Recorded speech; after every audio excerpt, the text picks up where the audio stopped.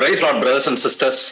கர்த்தராகிய இயேசு கிறிஸ்துவின் மகா பரிசுத்த நாமத்தினால் உங்கள் அனைவரையுமே வாழ்த்துகிறேன். கடந்த ஒரு சில வாரங்களா நம்ம கலாத்தியா நாட்டு சபைகளை பத்தியும் மக்கதோனியா நாட்டு சபைகளை பத்தியும் நம்ம ஆராய்ந்து பார்த்து கொண்டிருக்கிறோம். போன வாரம் மக்கதோனியா நாட்டுல இருந்த அந்த 3 சபைகளை பத்தி ஆராய்ந்து பார்த்தோம் இல்லைங்களா? முதலாவது சபை பிலிப்பு சபை, 2வது தெசலோனிக்கே சபை, 3வது பெரயா சபை. இந்த 3 சபைகளும் மக்கதோனியா நாட்டுல இருக்கிற சபைகளா இருக்கின்றன. இந்த மக்கதோனியான்றது இன்னைக்கு இருக்கிற அந்த கிரேக்க நாட்டுல அந்த வடக்கு பகுதியில நார்தன் கிரீஸ்ல இருக்கிறது தான் இந்த மேசிடோனியா அப்படின்ற பகுதி. மக்கதோனியா நாட்டு சபைகள் அப்படின்னு பவுல் எழுதினாலே அது இந்த 3 சபைகளையும், பிலிப்பு சபை, தெசலோனிக்கே சபை, பெரியா சபை, இந்த 3 சபைகள்ல பவுல் எவ்வளவு கஷ்டத்தோட, எவ்வளவு பிரச்சனைகளோட, எவ்வளவு எதிர்ப்புகள், உபத்திரவங்கள் மத்தியில ஊழியம் பார்த்தான் அப்படின்றத நம்ம வாசிச்சோம் இல்லைங்களா? அதுக்கு முந்தின வாரம் கலாத்தியா நாட்டு சபைகளை பத்தி நம்ம ஆராய்ந்து பார்த்தோம். கலாத்தியர் புஸ்தகத்தை நீங்க வாசிக்கும் பொழுது கலாத்தியா நாட்டு சபைகளுக்கு எழுதுகிறதாவது என்று எழுதியிருக்கோம். சோ அப்போஸ்தலர் நடவடிக்கைகளை நம்ம வாசிக்கும் பொழுது இந்த கலாத்தியா நாட்டுல ஒரு 4 சபைகள் இருக்குது. 1 இக்கோனியம் சபை, 2வது லீஸ்திரா சபை, 3வது தெர்பை சபை, 4வது பிசிதியாவில் உள்ள அந்தியோக்கியா. பைபிள்ல புதிய ஏற்பாட்டுல 2 அந்தியோக்கியா இருக்குது. ஒன்னு சிரியாவில் இருக்கிற அந்தியோக்கியா, இன்னொன்னு பிசிதியாவில் உள்ள அந்தியோக்கியா. இந்த அந்தியோக்கியா கலாத்தியா நாட்டுல இருக்குது. இந்த கலாத்தியா நாட்டிலையும் எப்படி உபத்திரவங்களின் மத்தியில பவுலுடைய ஊழியம் அப்போஸ்தலர்களுடைய ஊழியம் இருந்துச்சு அப்படின்றத நம்ம பார்த்தோம். அதன் கடைசி பகுதியா இன்னைக்கு அகாயா நாட்டு சபைகளை பத்தி நாம் ஆராய்ந்து பார்க்க போகிறோம். சோ அகாயா என்பது இது கிரேக்க நாட்டுடைய தென் பகுதியை குறிக்கிறது. அதாவது சதன் கிரீஸை குறிக்கிறதா இந்த அகாயா நாட்டு சபைகள். இந்த அகாயா நாட்டுல பாத்தீங்கன்னாக்க 3 சபைகள் இருக்கின்றன. முதலாவது சபை அத்தேனே சபை. இன்னைக்கு கிரீஸோட தலைநகரமா இருக்கிற ஏத்தன்ஸ். இந்த ஏத்தன்ஸ் தான் நம்ம பைபிள்ல அத்தேனே பட்டணம், அத்தேனே சபை என்று வாசிக்கிறோம். அடுத்து அத்தேனே பட்டணத்திலிருந்து பவுல் போற அடுத்த ஒரு கொரிந்து பட்டணம், கொரிந்து சபை. அங்க இருக்கிற இன்னொரு ரொம்ப முக்கியமான ஒரு சபை. கொரிந்துல இருந்து அடுத்து பவுல் போற ஒரு பட்டணம் பாத்தீங்கன்னா கெங்கிரேயா சபை. இந்த 3 சபைகளும் அத்தேனே சபை, கெங்கிரேயா சபை, அடுத்து கொரிந்து சபை. இந்த 3மே அகாயா நாட்டில் உள்ள சபைகளாய் இருக்கிறது. இந்த அகாயா நாட்டுக்கு பவுல் சென்ற அந்த கால வரையறையை நீங்க கவனிச்சு பாத்தீங்கன்னா, பவுல் ஒரு 3 முறை நீண்ட பயணமாக சுவிசேஷம் அறிவிக்கிறதுக்காக பல நாடுகளுக்கு போறாரு. அதுல தன்னுடைய 2வது சுவிசேஷ பயணத்திலையும் 3வது சுவிசேஷ பயணத்திலையும் இந்த அகாயா நாட்டில் உள்ள சபைகளை பார்த்து, குறிப்பா தன்னுடைய 2வது சுவிசேஷ பயணத்துலதான் முதலாவது இந்த அத்தேனே பட்டணத்துக்கும் கொரிந்து பட்டணத்துக்கும் கெங்கிரேயா பட்டணத்துக்கும் போய் சுவிசேஷம் அறிவிக்கிறாரு. முதலில் அந்த மார்ஸ் மேடை எனப்படுகிற அந்த ஒரு மேடையில அத்தேனே பட்டணத்துல சுவிசேஷம் அறிவிக்கப்படுகிறது. ஒரு சிலர் சத்தியத்தை ஏத்துக்கிறாங்க. அதன் பிறகு அத்தேனே பட்டணத்துல இருந்து பவுல் கொரிந்து பட்டணத்துக்கு போறாரு. அங்க ஒரு 1.5 வருஷம் தங்கி கொரிந்து பட்டணத்துல அநேகர் இயேசு கிறிஸ்துவை ஏற்றுக்கொள்ளும்படி ஆவியானவர் கிரியை செய்கிறார். அங்கிருந்து பவுல் கெங்கிரேயா பட்டணத்துக்கு போறாரு. இந்த கெங்கிரேயா பட்டணத்துல ஒரு ஊழியக்காரி, அந்த ஃபீபி அப்படின்ற ஒரு ஊழியக்காரி, பெபையால் அப்படின்னு சொல்லி நம்ம வாசிப்போம். இன்னொரு ஒரு சபையும் இருக்குது. அது அதிகமா நீங்க படிக்க முடியாது, ஒரே ஒரு வசனத்துல இருக்கும். இந்த நிக்கோபோலிஸ் அப்படின்ற ஒரு பட்டணமும் இந்த அகாயா நாட்டுல இருக்கிற 4வது முக்கியமான பட்டணமா இருக்கிறது. சோ குறிப்பா இந்த 4 சபைகளை பத்தி, இந்த ஏத்தன்ஸ், கொரிந்த், கெங்கிரேயா அண்ட் நிக்கோபோலிஸ், இந்த 4 சபைகளை பத்தி நாம் இன்று ஆராய்ந்து பார்க்கலாம். முதலாவது இந்த அத்தேனே பட்டணத்துக்கு வருவோம். இந்த அத்தேனே பட்டணம் இன்று வரைக்கும் கிரேக்க நாட்டுடைய தலைநகரமா இருக்கிறது.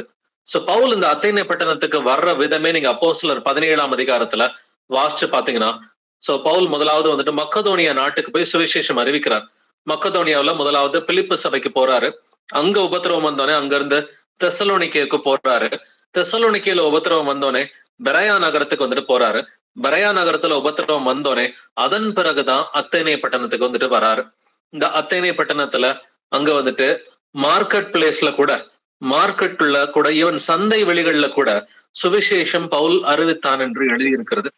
அது மட்டும் இல்லாம சந்தை வெளி மட்டுமல்ல, சினகாக்ஸ்லயும் ஜெப ஆலயங்கள்லயும் அங்க இருக்கிற ஒரு சில ஜனங்களோடு அவன் சுவிசேஷத்தை பிரசங்கித்தான். குறிப்பா அங்க ரொம்ப ஒரு முக்கியமான பவுலுடைய பிரசங்கம் அந்த மார்ஸ் மேடையிலே கொடுக்கப்பட்டது. அங்க ஒரு சிலர் கர்த்தராகிய இயேசு கிறிஸ்துவை ஏற்றுக்கொண்டார்கள் என்பதை நம்ம வாசிக்கிறோம். சோ முதலாவது நம்ம அத்தேனை பட்டணத்துக்குரிய அந்த சபையை பத்தி, அங்க பவுலுடைய ஊழியத்தை பத்தி நம்ம ஆராய்ந்து பார்க்கலாம். அப்போஸ்தலர் 17ஆம் அதிகாரம் வசனங்கள் 13 முதல் 15 வரை வாசிப்போம். Acts chapter 17 verses 13 to 15. பெரோயாவிலும் தேவவசனம் பவுலினால் அறிவிக்கப்படுகிறதென்று தெசலோனிக்கேயரான யூதர்கள் அறிந்தபோது அங்கேயும் வந்து ஜனங்களை கிளப்பி விட்டார்கள். உடனே சகோதரர் பவுலை சமுத்திர வழியாக போக அனுப்பிவிட்டார்கள். சீலாவும் தீமோத்தேயும் அங்கே தங்கியிருந்தார்கள். பவுலை வழிநடத்தினவர்கள் அவனை அத்தேனே பட்டணம் வரைக்கும் அழைத்து கொண்டு போய் அங்கே சீலாவும் தீமோத்தேயும் அதிசீக்கிரமாக தன்னிடத்திற்கு வரும்படி அவர்களுக்கு சொல்ல கட்டளை பெற்றுக்கொண்டு புறப்பட்டு போனார்கள். ஆமென். ஆமென். பெரோயாவிலும் தேவ வசனம் பவுலினால் அறிவிக்கப்பட்டதென்று யாரு கேள்விப்படுறா? தெசலோனிக்கேல இருக்கிற யூதர்கள் அறிந்த போது அங்க பெரோயா பட்டணத்துக்கு வந்து அங்க ஒரு கலகம் பண்றாங்கன்றத பாக்குறோம். பட் இந்த தெசலோனிக்கே பட்டணம், பெரோயா பட்டணம் இதெல்லாம் மக்கதோனியாவில, அதாவது வடக்கு கிரேக்க தேசத்துல இருக்குது. நார்தன் கிரீஸ்ல இருக்கிற அந்த சபைகள் தான் இந்த தெசலோனிக்கே மற்றும் பெரோயா. அதோட சேர்ந்து பிலிப்பு சபையும் இந்த மக்கதோனியா நாட்டுலதான் வந்துட்டு இருக்குது. கடைசியா பெரோயாவிலையும் தனக்கு துன்பம் வந்தோனே அங்க இருக்கிற சகோதரர்கள் என்ன பண்றாங்க? 14வது வசனம் சொல்லுது, உடனே சகோதரர் பவுலை சமுத்திர வழியாய் போக அனுப்பிவிட்டார்கள். சீலாவும் திமோத்தேயும் அங்கே தங்கியிருந்தார்கள். எங்கே தங்கிட்டாங்க? சீலாவும் திமோத்தேயும் அவங்க பெரோயா பட்டணத்திலே தங்கிட்டாங்க. பவுல் மட்டும் வந்துட்டு தனியா அத்தேனை பட்டணத்துக்கு வரான்றதை பாக்குறோம். 15வது வசனத்துல பவுலை வழி நடத்தினவர்கள் அவனை அத்தேனை பட்டணம் வரைக்கும் அழைத்து கொண்டு போய் அங்க வந்துட்டு விட்டுட்டாங்க. யாருன்னா பெரோயா நகரத்துல இருக்கிற சீஷர்கள் பவுல கூட்டிக்கிட்ட போய் அத்தேனை பட்டணத்துல வந்துட்டு விட்டுட்டாங்க. பட் இந்த அத்தேனை பட்டணம் அது சிலை வழிபாட்டுக்கு பெயர் போன ஒரு பட்டணமாய் அந்த காலத்துல பவுலுடைய காலத்துல வந்துட்டு இருந்துச்சு. இதனால பவுலுக்கு ஒரு வைராக்கியம் வந்தது. வந்து கர்த்தருடைய கிருபையோடு அங்கே சுவிசேஷத்தை பிரசங்கித்தான் அப்படின்றத பாக்குறோம். அதை குறிச்சு நம்ம தெரிஞ்சுக்கலாம். அப்போஸ்தலர் 17ஆம் அதிகாரம் வசனங்கள் 16 முதல் 17 வரை வாசிப்போம். Acts chapter 17 verses 16 to 17. அத்தேனே பட்டணத்தில் பவுல் அவர்களுக்காக காத்து கொண்டிருக்கையில் அந்த பட்டணம் விக்கிரகங்களால் நிறைந்திருக்கிறதை கண்டு தன் ஆவியில் மிகுந்த வைராக்கியம் அடைந்து ஜெப ஆலயத்தில் யூதரோடும் பக்தியுள்ளவர்களோடும் சந்தைவெளியில் எதிர்ப்பட்டவர்களோடும் தினந்தோறும் சம்பாஷணை பண்ணினான். ஆமேன். ஆமென். அத்தேனை பட்டணத்தில் பவுல் அவர்களுக்காக காத்து கொண்டிருக்கையில், யாருக்காக காத்து கொண்டிருக்கையில்? சீலாவோ திமோத்தேயும் வந்துட்டு அவங்க பெரோயா நகரத்திலே தங்கிட்டாங்க. சோ சீலாவுக்காக திமோத்தேயுக்காக வந்துட்டு பவுல் காத்து கொண்டு இருக்கும் பொழுது அந்த அத்தேனை பட்டணம் விக்கிரகங்களால் நிறைந்திருக்கிறதை கண்டு தன் ஆவியில் மிகுந்த வைராக்கியம் அடைந்து ஜெப ஆலயத்தில் யூதரோடும் பக்தி உள்ளவர்களோடும் சந்தை வெளியில் எதிர்பட்டவர்களோடும் தினந்தோறும் சம்பாஷணை பண்ணினான். நீங்க சுவிசேஷம் அறிவிக்கணும்னா உங்களுக்கு ஜெப ஆலயம் இருக்கணும்ன்ற கட்டாயம் இல்லைங்க. நீங்க சந்தை வெளியில கூட போய் சுவிசேஷம் அறிவிக்க முடியும்னு சொல்லி கர்த்தர் நமக்கு காண்பிக்கிறார். சோ நமக்கும் இன்னைக்கு சுவிசேஷம் அறிவிக்கணும்ன்ற ஒரு வைராக்கியமும் வாஞ்சையுமா நம்ம சீஷர்களா இன்னைக்கு நம்ம முன்னேறி வந்துட்டு இருக்கிறோம் இல்லைங்களா? அப்படின்னா நம்ம சுவிசேஷம் அறிவிக்கணும்னா அதுக்கான ஒரு பிளாட்ஃபார்ம் வந்துட்டு அது ஜெப ஆலயமா இருக்கணும்ன்ற கட்டாயம் நமக்கு இல்லை. நமக்கு நாமே தேவனுடைய ஆலயமா இருக்கிறோம் அப்படின்றத நாம விசுவாசிக்கிறோம் இல்லைங்களா? அப்படி இருக்கிறப்ப நீங்க யாரை எங்க பார்த்தாலும் சுவிசேஷம் அறிவிக்கிறதுக்கு கர்த்தர் வந்துட்டு பவுல் மூலமா வந்துட்டு ஒரு திருஷ்டாந்தத்தை வந்துட்டு காண்பிக்கிறார். சந்தை வெளியில் எதிர்பட்டவர்களோடும் எத்தனை நாளைக்கு ஒரு முறை தினம்தோறும் சம்பாஷணை பண்ணினான் அப்படின்னு சொல்லி எழுதியிருக்கு. சொல்ல போனா அவங்க எல்லாம் வந்துட்டு ரொம்ப ஞானிகள் அப்படின்னு வேதமே வந்துட்டு சொல்லுது. அங்க 2 கூட்டத்தார் வந்துட்டு இருந்தாங்க, இந்த எபிக்யூரியன்ஸ் அண்ட் ஸ்டாயிக் பிலாசபர்ஸ்ன்னு சொல்லி. சோ வசனமே 18வது வசனத்துல நமக்கு சொல்லுது, எபிக்கூரரும் அங்க ஸ்தோயிக்கருமான ஞானிகளில் சிலர் அவனுடைய வாக்குவாதம் பண்ணினார்கள். சோ யாரு கூட வேணா வாக்குவாதம் பண்றதுக்கு, ஒருவரும் எதிர்த்து பேச முடியாத ஞானத்தை நான் உங்களுக்கு கொடுப்பேன்னு சொல்லி இயேசு கிறிஸ்து சொன்னது போல பவுலுக்கு அப்பேற்பட்ட ஞானத்தை கர்த்தர் கொடுத்து மார்ஸ் மேடையில இயேசு கிறிஸ்துவை பற்றி அவருடைய உயிர்த்தெழுதலை பத்தி அவன் பிரசங்கம் பண்ணதை நம்ம பாக்குறோம். இதன் மூலமா அங்கு ஒரு கூட்டத்தார் வந்துட்டு கர்த்தருக்காக வந்துட்டு அவங்க வந்துட்டு தெரிந்து கொள்ளப்படுகிறார்கள். சோ இதை நம்ம அடுத்த ஒரு சில வசனங்கள்ல வாசித்து தெரிந்து கொள்ளலாம். அப்போஸ்தலர் 17ஆம் அதிகாரம் வசனங்கள் 18 முதல் 20 வரை வாசிப்போம். Acts chapter 17 verses 18 to 20. அப்பொழுது எப்பிக்கூரரும் ஸ்தோயிக்கருமான ஞானிகளில் சிலர் அவனுடனே வாக்குவாதம் பண்ணினார்கள். சிலர், இந்த வாயாடி என்ன பேச போகிறான் என்றார்கள். சிலர், இவன் அந்நிய தேவதைகளை அறிவிக்கிறவனாக காண்கிறது என்றார்கள். அவன் இயேசுவையும் உயிர்த்தெழுதலையும் அவர்களுக்கு பிரசங்கித்தபடியினாலே அப்படி சொன்னார்கள். அவர்கள் அவனை மார்ஸ் மேடைக்கு அழைத்து கொண்டு போய், நீ சொல்லுகிற புதிதான உபதேசம் இன்னதென்று நாங்கள் அறியலாமா? நூதனமான காரியங்களை எங்கள் காதுகள் கேட்க பண்ணுகிறாய். அவைகளின் கருத்து இன்னதென்று அறிய மனதாயிருக்கிறோம் என்றார்கள். ஆமேன். அப்பொழுது அங்க எதிர்பட்டவர்கள்லாம் யாருன்றதை கவனிச்சு பாருங்க. அவங்க எல்லாம் ஞானிகளா வந்துட்டு இருக்கிறாங்க. ஈவன் நமக்குமே வந்துட்டு நீங்க சுவிசேஷம் அறிவிக்கணும்னா நம்மளோட அதிகமா படிச்சவங்களா அவங்க வந்துட்டு இருக்கலாம். உலக ஞானத்துல நம்மளை விட வந்துட்டு அவங்க அதிகமா இருக்கலாம். ஆனா இந்த உலகத்தில் இருப்பவனை விட உன்னில் இருப்பவர் பெரியவர் என்று வேதம் சொல்கிறது. கர்த்தராகிய இயேசு கிறிஸ்து பரிசுத்தாவின் வடிவில நம்முடைய இருதயத்துல அவர் செயல்படுகிறார். அப்படின்னாக்க நீங்க அவரை அறிவிப்பதற்கு, அவருடைய உயிர்த்தெழுதலை பத்தி நீங்க வந்துட்டு பிரசங்கம் பண்றதுக்கு உங்களுக்கு எதிர்பட்டவர்கள் யாரா இருந்தாலும் அது நமக்கு கவலை இல்லை. யாருகிட்ட வேணா சுவிசேஷம் அறிவிக்கலாம்.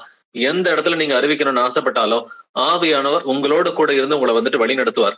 சமயம் வாய்த்தாலும் வாய்க்காவிட்டாலும் ஜாக்கிரதையாய் திருவசனத்தை வந்துட்டு நம்ம பிரசங்கம் பண்ணணுன்ற ஒரு கட்டளை நமக்கு இருக்குது. சோ அதைத்தான் அப்போஸ்தலன் பவுல் வந்துட்டு தெரியாத ஒரு நாட்டுல வந்துட்டு அவன் எப்படி பிரசங்கம் பண்றான்றதை நம்ம கவனிச்சு பாருங்களேன். அப்பொழுது எப்பிக்கூரரும் ஸ்தோயிக்கருமான ஞானிகளில் சிலர் அவனுடைய வாக்குவாதம் பண்ணினார்கள். அவனை பார்த்து என்ன பேர் சொன்னாங்க? சிலர் இந்த வாயாடி என்ன பேச போகிறான் என்றார்கள். இன்னைக்கு நீங்களுமே வந்துட்டு வாயாடின்னு பேர் எடுத்தாலும் தப்பு ஒண்ணும் கிடையாது. ஒரு சிலர் நம்மளை திட்டுவாங்க, ஒரு சிலர் நம்ம சொல்றதை ஏத்துக்க மாட்டாங்க. சொல்ல போனா அநேகர் ஏற்றுக்கொள்ள மாட்டார்கள் என்று வேதம் சொல்கிறது.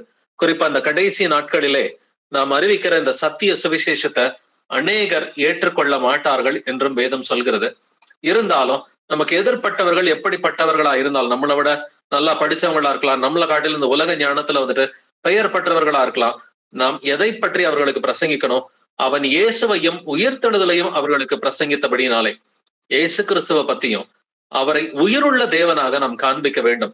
ஏதோ ஒரு வருஷத்துக்கு ஒரு முறை வந்துட்டு பெரிய வெள்ளிக்கிழமை மரிக்கிறாரு, குட் ஃப்ரைடே அன்னைக்கு அவர் மரிக்கிறாரு, ஈஸ்டர் அன்னைக்கு உயிர்க்கிறாரு அப்படின்ட்டு கிடையாது. அவர் ஒரு முறை மரித்தார், ஒரு முறை உயிர்த்தார் என்று வேதம் சொல்கிறது இல்லைங்களா? இயேசு கிறிஸ்து ஒரு முறை மரித்தார், அவர் ஒரு முறை உயிர்த்தார். வருஷா வருஷம் அவர் பெரிய வெள்ளிக்கிழமை அன்னைக்கு மரிக்கிறதும் இல்ல, வருஷா வருஷம் ஈஸ்டர் அன்னைக்கு அவர் உயிர்க்கிறதும் இல்ல, வருஷா வருஷம் கிறிஸ்துமஸ் அன்னைக்கு அவர் பிறக்கிறதும் கிடையாது. அதனாலதான் நமக்கு வந்துட்டு கிறிஸ்துமஸோ குட் ஃப்ரைடேவோ அல்லது ஈஸ்டரோ அது பண்டிகை என்று புதிய ஏற்பாட்டுல எழுதப்படல. நமக்கு கர்த்தர் எப்பொழுதும் ஜீவனுள்ள தேவனா இருக்கிறார் இல்லைங்களா? ஒவ்வொரு நாளும் அவர் உயிர்த்தெழுந்த நாள் முதற்கொண்டு அவர் ஜீவனுள்ள தேவனா இருக்கிறார். பவுல போல இயேசு கிறிஸ்துவை ஜீவனுள்ள தேவனாக காண்பிப்பதற்கு நாம் கடமைப்பட்டவர்களா இருக்கோம். அவர்கள் அவனை மார்ஸ் மேடைக்கு அழைத்து கொண்டு போய் அவங்க விவாதம் பண்ணாங்கன்னு சொல்லியிருக்கு. நீங்களும் வந்துட்டு சத்தியத்தை அறிவிக்கும் பொழுது உங்களை ஒரு சிலர் கூட்டிட்டு போய், வாப்பா வந்து இங்க ஒரு 10 பேர் இருக்கிறாங்க, நீ அவங்களுக்கும் அறிவி, இங்க ஒரு 20 பேர் இருக்கிறாங்க, நீ அவங்களுக்கும் அறிவின்னு சொல்லி உங்களையும் கூப்பிடக்கூடிய ஒரு வாய்ப்பு வேணும்னா முதலாவது சந்தை வெளிகள்ல அறிவிக்கணும் இல்லைங்களா? பவுல் செஞ்ச மாதிரி சந்தை வெளிகள்ல வந்துட்டு அறிவிச்சோம்னு சொன்னாக்க ஒரு சிலர் உங்களை கூட்டிட்டு போய் இங்க ஒரு 5 பேர் இருக்கிறாங்க, இங்க ஒரு 10 பேர் இருக்கிறாங்க, இங்க ஒரு 20 பேர் இருக்கிறாங்க அப்படின்னு சொல்லி இதற்கான வாய்ப்பையும் கர்த்தரையும் நமக்கு ஏற்படுத்தி கொடுப்பார். அப்படி இயேசு கிறிஸ்துவுக்கு பலமாய் சாட்சி கொடுக்கும் பொழுது 2 கூட்டமா வந்துட்டு கேட்கிற கூட்டம் பிரியும். ஒண்ணு ஏத்துக்காத கூட்டம், இன்னொன்னு ஏத்துக்கிற கூட்டம். ஏத்துக்காத கூட்டத்தை பத்தி நம்ம கவலையே பட வேணாம். இப்ப நீங்க ஒரு 10 பேர்கிட்ட பேசுறீங்க, 9 பேர் ஏத்துக்கல, ஒரே ஒருத்தர் ஏத்துக்கிறாருனாக்க அந்த ஏத்துக்கிட்ட ஒருவர் நிமித்தம் பரலோகத்தில் மிகுந்த சந்தோஷம் உண்டாயிருக்கும். நாமளும் சந்தோஷத்தோட வரலாம். இல்ல 10 பேருக்கு 10 பேருமே ஏத்துக்கலையா, அதுவும் ஒண்ணும் பிரச்சனை இல்லை, அறிவிக்க வேண்டியதுதான் நம்முடைய கடமை.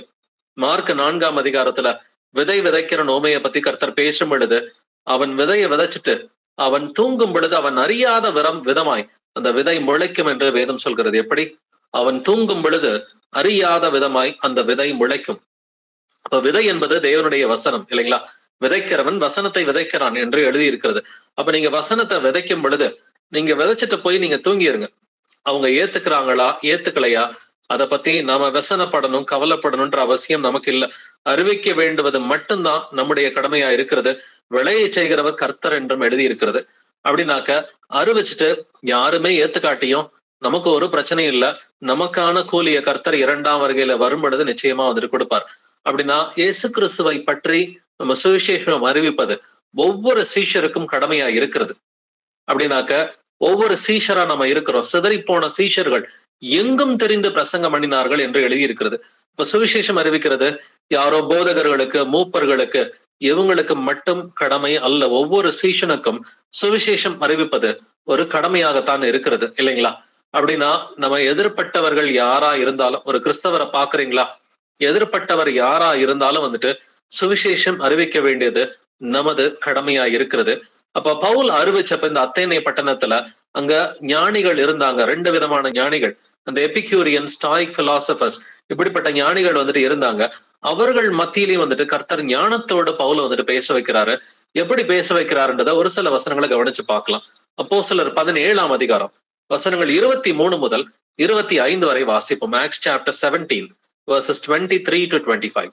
எப்படி என்றால், நான் சுற்றி திரிந்து உங்கள் ஆராதனைக்குரியவைகளை கவனித்து பார்த்த பொழுது அறியப்படாத தேவனுக்கு என்று எழுதியிருக்கிற ஒரு பலிபீடத்தை கண்டேன். நீங்கள் அறியாமல் ஆராதிக்கிற அவரையே நான் உங்களுக்கு அறிவிக்கிறேன். உலகத்தையும் அதில் உள்ள யாவற்றையும் உண்டாக்கின தேவனானவர் வானத்திற்கும் பூமிக்கும் ஆண்டவராய் இருக்கிறபடியால் கைகளினால் கட்டப்பட்ட கோவில்களில் அவர் வாசம் பண்ணுகிறதில்லை. எல்லோருக்கும் ஜீவனையும் சுவாசத்தையும் சகலத்தையும் கொடுக்கிற அவர் தமக்கு யாதொன்று தேவையானது போல மனுஷர் கைகளால் பணிவிடை கொள்ளுகிறதும் இல்லை. ஆமென். ஆமென். சோ பவுலுக்கு கர்த்தர் கொடுத்த ஞானத்தை கவனிச்சு பாருங்க. நான் சுற்றி திரிந்து உங்கள் ஆராதனைக்குரியவைகளை கவனித்து பார்த்தபோது அறியப்படாத தேவனுக்கு என்று எழுதியிருக்கிற ஒரு பலிபீடத்தை கண்டேன். அவங்க அன்னோன் காட், அறியப்படாத தேவனுக்கு அப்படின்னு ஒரு பலிபீடம் வச்சிருந்தாங்க. அங்க எந்த சிலையும் வந்துட்டு கிடையாது. அங்க அந்த தெய்வத்துக்கு எந்த பெயரும் அவங்க கொடுக்கல. அப்ப பவுலுக்கு கர்த்தர் ஞானத்தை கொடுத்து அந்த தேவனை தான் நான் உங்களுக்கு அறிவிக்கிறேன், நீங்கள் அறியாமல் ஆராதிக்கிற அவரையே நான் உங்களுக்கு அறிவிக்கிறேன்ற ஒரு ஞானத்தை கர்த்தர் கொடுத்தார். அது மட்டும் இல்லாம 24வது வசனம் நம்ம எல்லாருக்குமே நல்லா தெரிந்த வசனம் தான். உலகத்தையும் அதில் உள்ள யாவற்றையும் உண்டாக்கின தேவனானவர் வானத்திற்கும் பூமிக்கும் ஆண்டவராய் இருக்கிறபடியா கைகளினால் கட்டப்பட்ட கோவில்களில் அவர் வாசம் பண்ணுகிறது இல்லை. எந்த ஆலயத்திலையும் நமது கர்த்தராகி இயேசு கிறிஸ்து கட்டிட ஆலயத்துல கிடையாது. கைகளினால் கட்டப்பட்ட ஆலயங்கள் என்று இந்த உலகத்திலே சொல்லப்படுகிற எந்த ஒரு ஆலயத்தையும் நமது கர்த்தர் கிடையாது. அவர் இருக்க விரும்புகிற ஒரே ஆலயம் நமது இருதயமாக இருக்கிறது. நீங்களே தேவனுடைய ஆலயம் என்று எழுதியிருக்கிறது. சோ பவுல் அதைத்தான் இங்க வந்துட்டு சொல்லி கொடுக்குறான். நீங்க தான்பா தேவனுடைய ஆலயம். 25வது வசனத்திலே கவனிச்சு பாத்தீங்கன்னா, எல்லாருக்கும் ஜீவனையும் சுவாசத்தையும் சகலத்தையும் கொடுக்கிற அவர் அப்படின்னா அவர் ஜீவனுள்ள தேவன்றதை இங்க சொல்லி கொடுக்கிறார். எல்லாருக்கும் ஜீவனை கொடுக்கிறவர், எல்லாருக்கும் சுவாசத்தை கொடுக்கிறவர், சகலத்தையும் கொடுக்கிறது நமக்கு கர்த்தர் தான். அப்படிப்பட்ட ஜீவனுள்ள தேவன் தமக்கு யாதொன்று தேவையானது போல மனுஷர் கைகளால் பணிவிடை கொள்ளுகிறதும் இல்லை. இன்னைக்கு நாமளுமே அந்த காலத்துல புறஜாதிகளா இருந்தப்ப சிலைகளை வழிபட்டிருக்கலாம், இல்ல ரோமன் கத்தோலிக்கர்களா இருந்தப்பையும் சிலைகளை வழிபட்டிருக்கலாம். ரோமன் கத்தோலிக்கர்களுக்கும் புறஜாதிகளுக்கும் பெரிய வித்தியாசம் கிடையாது. ரெண்டுமே சிலை வழிபாடுதான் வந்துட்டு. அப்படின்னாக்க நாமளும் அந்த காலத்துல வந்துட்டு சிலைகளை வழிபட்டு இருப்போம். அதனாலதான் பவுல் வந்துட்டு இங்க சொல்றான், அறியாமல் உள்ள காலங்களை தேவன் காணாதவர் போல இருந்தார். நம்ம கட்டளைகள் தெரியாம, வேதம் வாசிக்காம, வேத வாக்கியங்களை ஆராய்ந்து பார்க்காம, தெரியாம செஞ்ச தப்புகளை எல்லாத்தையும் கர்த்தர் வந்துட்டு எப்படி இருக்கிறாராம், காணாதவர் போல் இருந்தார் என்று இந்த அத்தேனே பட்டணத்து ஜனங்களுக்கு தான் வந்துட்டு பவுல் சொல்லி கொடுக்குறான். சோ இப்படி ஞானத்தோட வந்துட்டு கர்த்தர் வந்துட்டு பவுல வந்துட்டு பேச வைக்கிறாரு.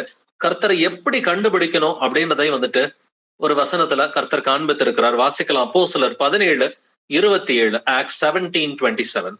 கர்த்தராகிய தம்மை அவர்கள் தடவியாகிலும் கண்டுபிடிக்கத்தக்கதாக தம்மை தேடும்படிக்கு அப்படி செய்தார். அவர் நம்மில் ஒருவருக்கும் தூரமானவர் அல்லவே. ஆமென். ஆமென். கர்த்தராகிய தம்மை அவர்கள் தடவியாகிலும் கண்டுபிடிக்கத்தக்கதாக தம்மை தேடும்படிக்கு அப்படி செய்தார். யாருங்க தடவி தடவி கண்டுபிடிப்பா? ஒரு குருடன் தான் தடவி தடவி கண்டுபிடிப்பான்.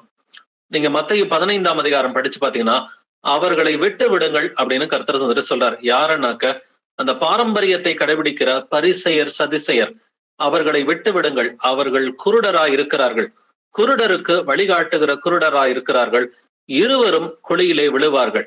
இன்னைக்கு நாமளுமே பழைய வாழ்க்கையில வந்துட்டு நம்ம ஆவிக்குரிய குருடர்களா இருந்திருக்கிறதுக்கு எல்லா வாய்ப்புகளும் வந்துட்டு இருக்குது. அட்லீஸ்ட் நான் அப்படிதான் வந்துட்டு இருந்தேன். கர்த்தனாகிய தம்மை அவர்கள் தடவி ஆகிலும் கண்டுபிடிக்கத்தக்கதாக தம்மை தேடும்படி அப்படி செய்தார்.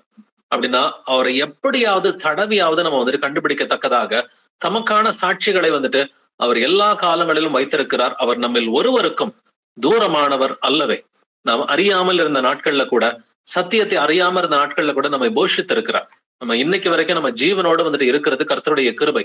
சத்தியத்தை அறியாம இருந்தப்ப கூட நமக்கு ஒரு வேலையை கொடுத்திருப்பாரு, சம்பளத்தை கொடுத்திருந்திருப்பாரு, நம்ம ஜீவனோட வந்துட்டு இருந்திருக்கிறோம். எவ்வளவு இந்த உலகத்துல பிரச்சனைகள் வந்தப்ப கூட, ஈவன் கொரோனா காலகட்டத்துல கூட வந்துட்டு அவர் நல்ல ஒரு சுகத்தை கொடுத்து நம்ம எல்லாத்தையும் வந்துட்டு போஷித்து பாதுகாத்து இந்நாள் மட்டும் வந்துட்டு வந்திருக்கிறார்.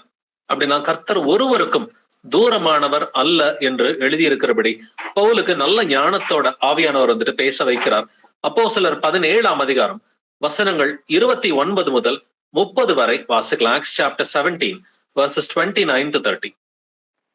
நாம் தேவனுடைய சந்ததியார இருக்க மனுஷனுடைய சித்திர வேலையினாலும் யுக்தியினாலும் உருவாக்கின பொன், வெள்ளி, கல் இவைகளுக்கு தெய்வம் ஒப்பாய் இருக்கும் என்று நாம் நினைக்கலாகாது.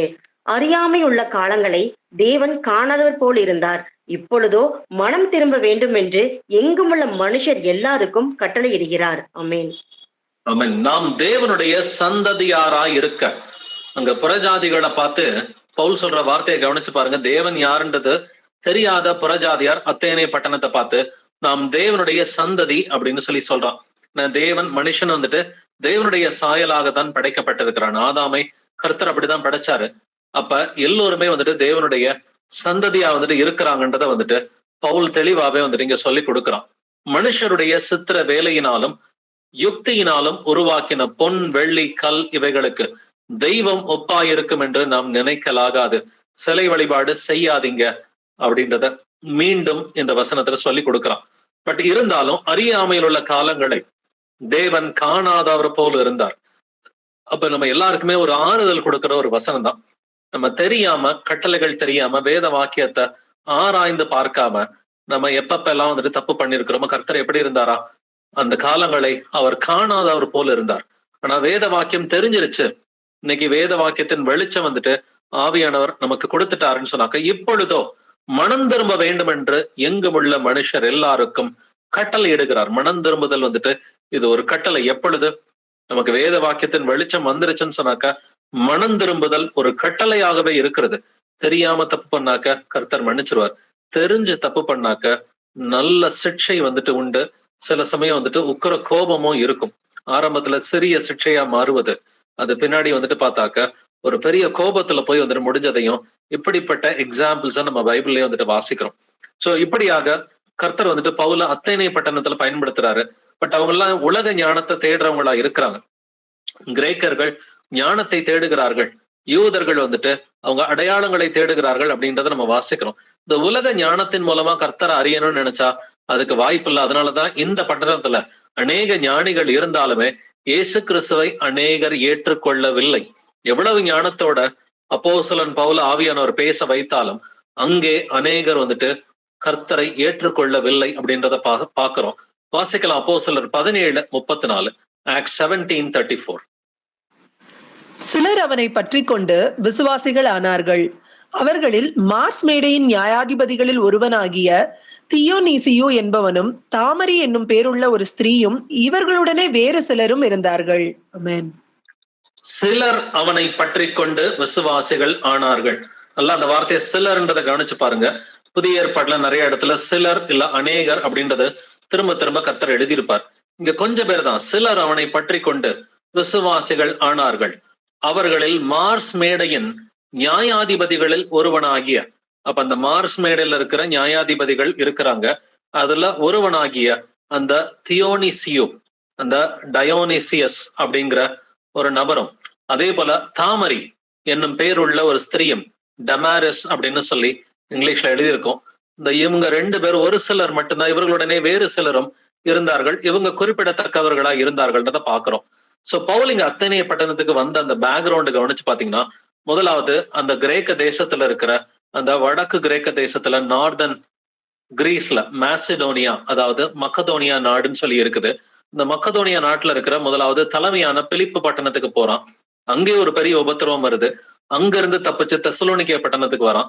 அங்கேயும் ஒரு உபத்திரவம் வருது. தெசலோனிக்கே பட்டணத்துல இருந்து பெராயாக்கு வந்தாக்க பெராயாவிலே ஒரு உபத்திரவம் வந்து அதன் மூலமா தான் வந்துட்டு அப்போஸ்தலன் பவுல் வந்துட்டு அத்தேனே பட்டணத்துக்கு வரான். இந்த அத்தேனே பட்டணத்துக்கு வரும் பொழுது அங்க பவுல் கூட வந்துட்டு சீலாவும் மற்றவர்களும் கூட வரல. அப்ப அவங்களுக்காக காத்துக்கிட்டு இருக்கிறப்ப பவுல் என்ன பண்றானாக்க அங்க வந்துட்டு சந்தை வெளியில போய் மக்களோடு வந்துட்டு பேசி கொண்டு இருக்கிறான். அங்க இருக்கிற ஜெப ஆலயத்துல மக்களோடு சுவிசேஷம் வந்துட்டு அறிவிக்கிறான்.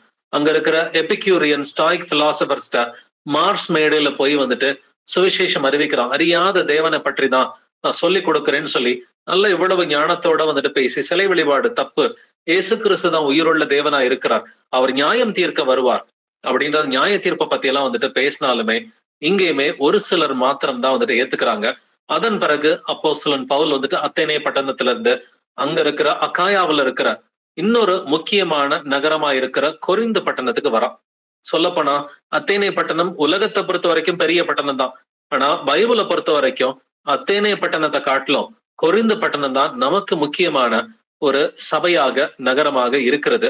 இந்த கொரிந்து பட்டணம் தான் அக்காயாவில் இருக்கிற ரொம்ப ரொம்ப முக்கியமான சபை.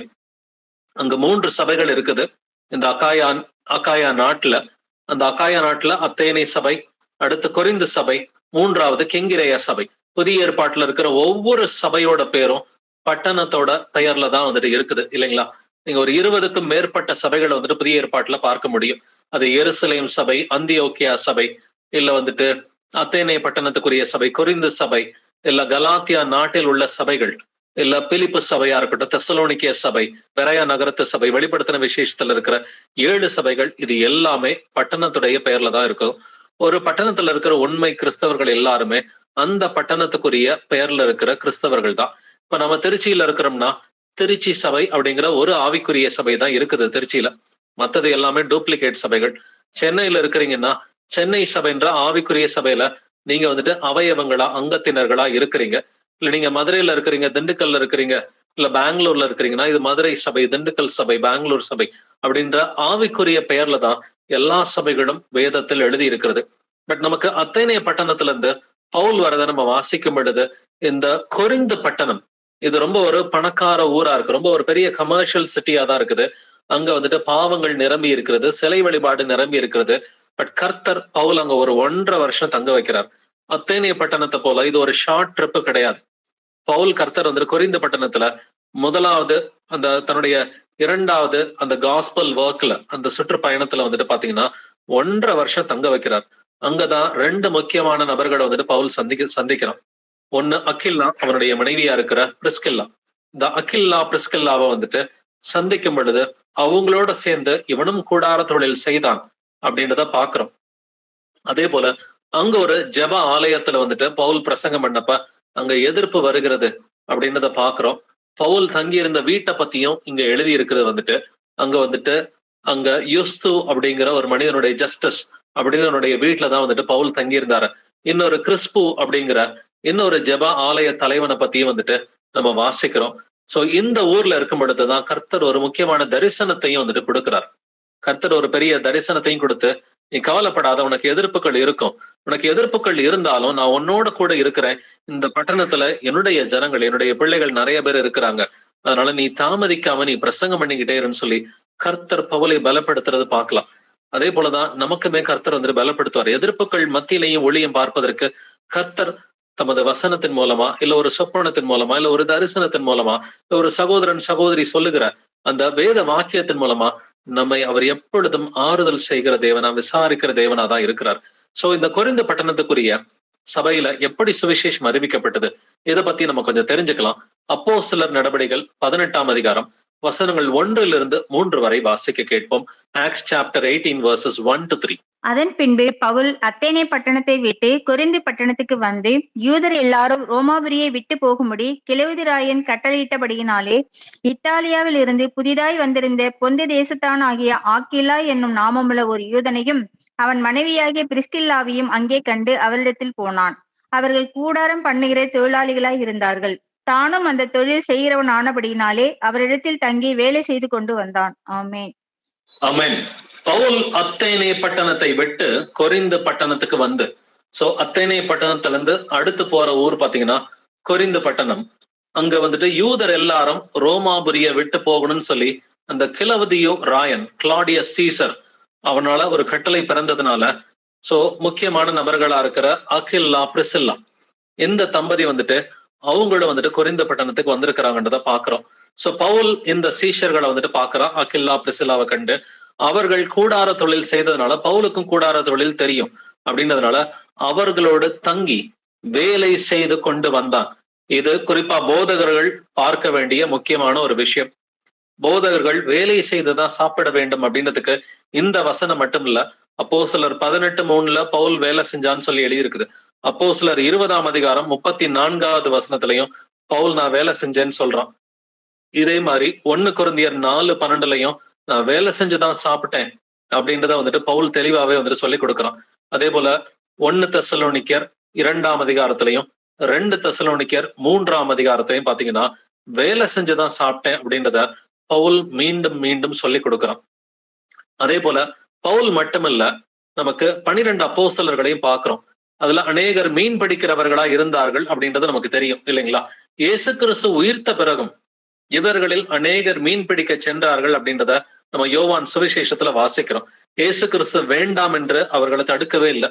ஒரு ஊழியக்காரன் வேலை செய்யறத கர்த்தர் வேண்டான்னு தடுக்க மாட்டார். இன்னைக்கு அநேக கள்ள போதகர்கள் என்ன சொன்னாங்க, கர்த்தர் எனக்கு சொப்பனம் கொடுத்தாரு, தரிசனம் கொடுத்தாரு, என்னைய வேலை பார்க்க வேணாம்னு சொன்னாரு, பார்த்துக்கிட்டு இருக்கிற நல்ல வேலையை ரிசைன் பண்ணிட்டு வர சொன்னாரு, நீ வந்துட்டு ஃபுல் டைமா ஊழியம் பார்க்க சொல்லி கர்த்தர் அழைச்சாருன்னு சொல்லி அநேக கள்ள போதகர்கள் தங்களுடைய இருதயத்தில் இருக்கிற அந்த இச்சைகளை கர்த்தர் சொன்னாருன்னு சொல்லி தரிசனமா சொல்றாங்க.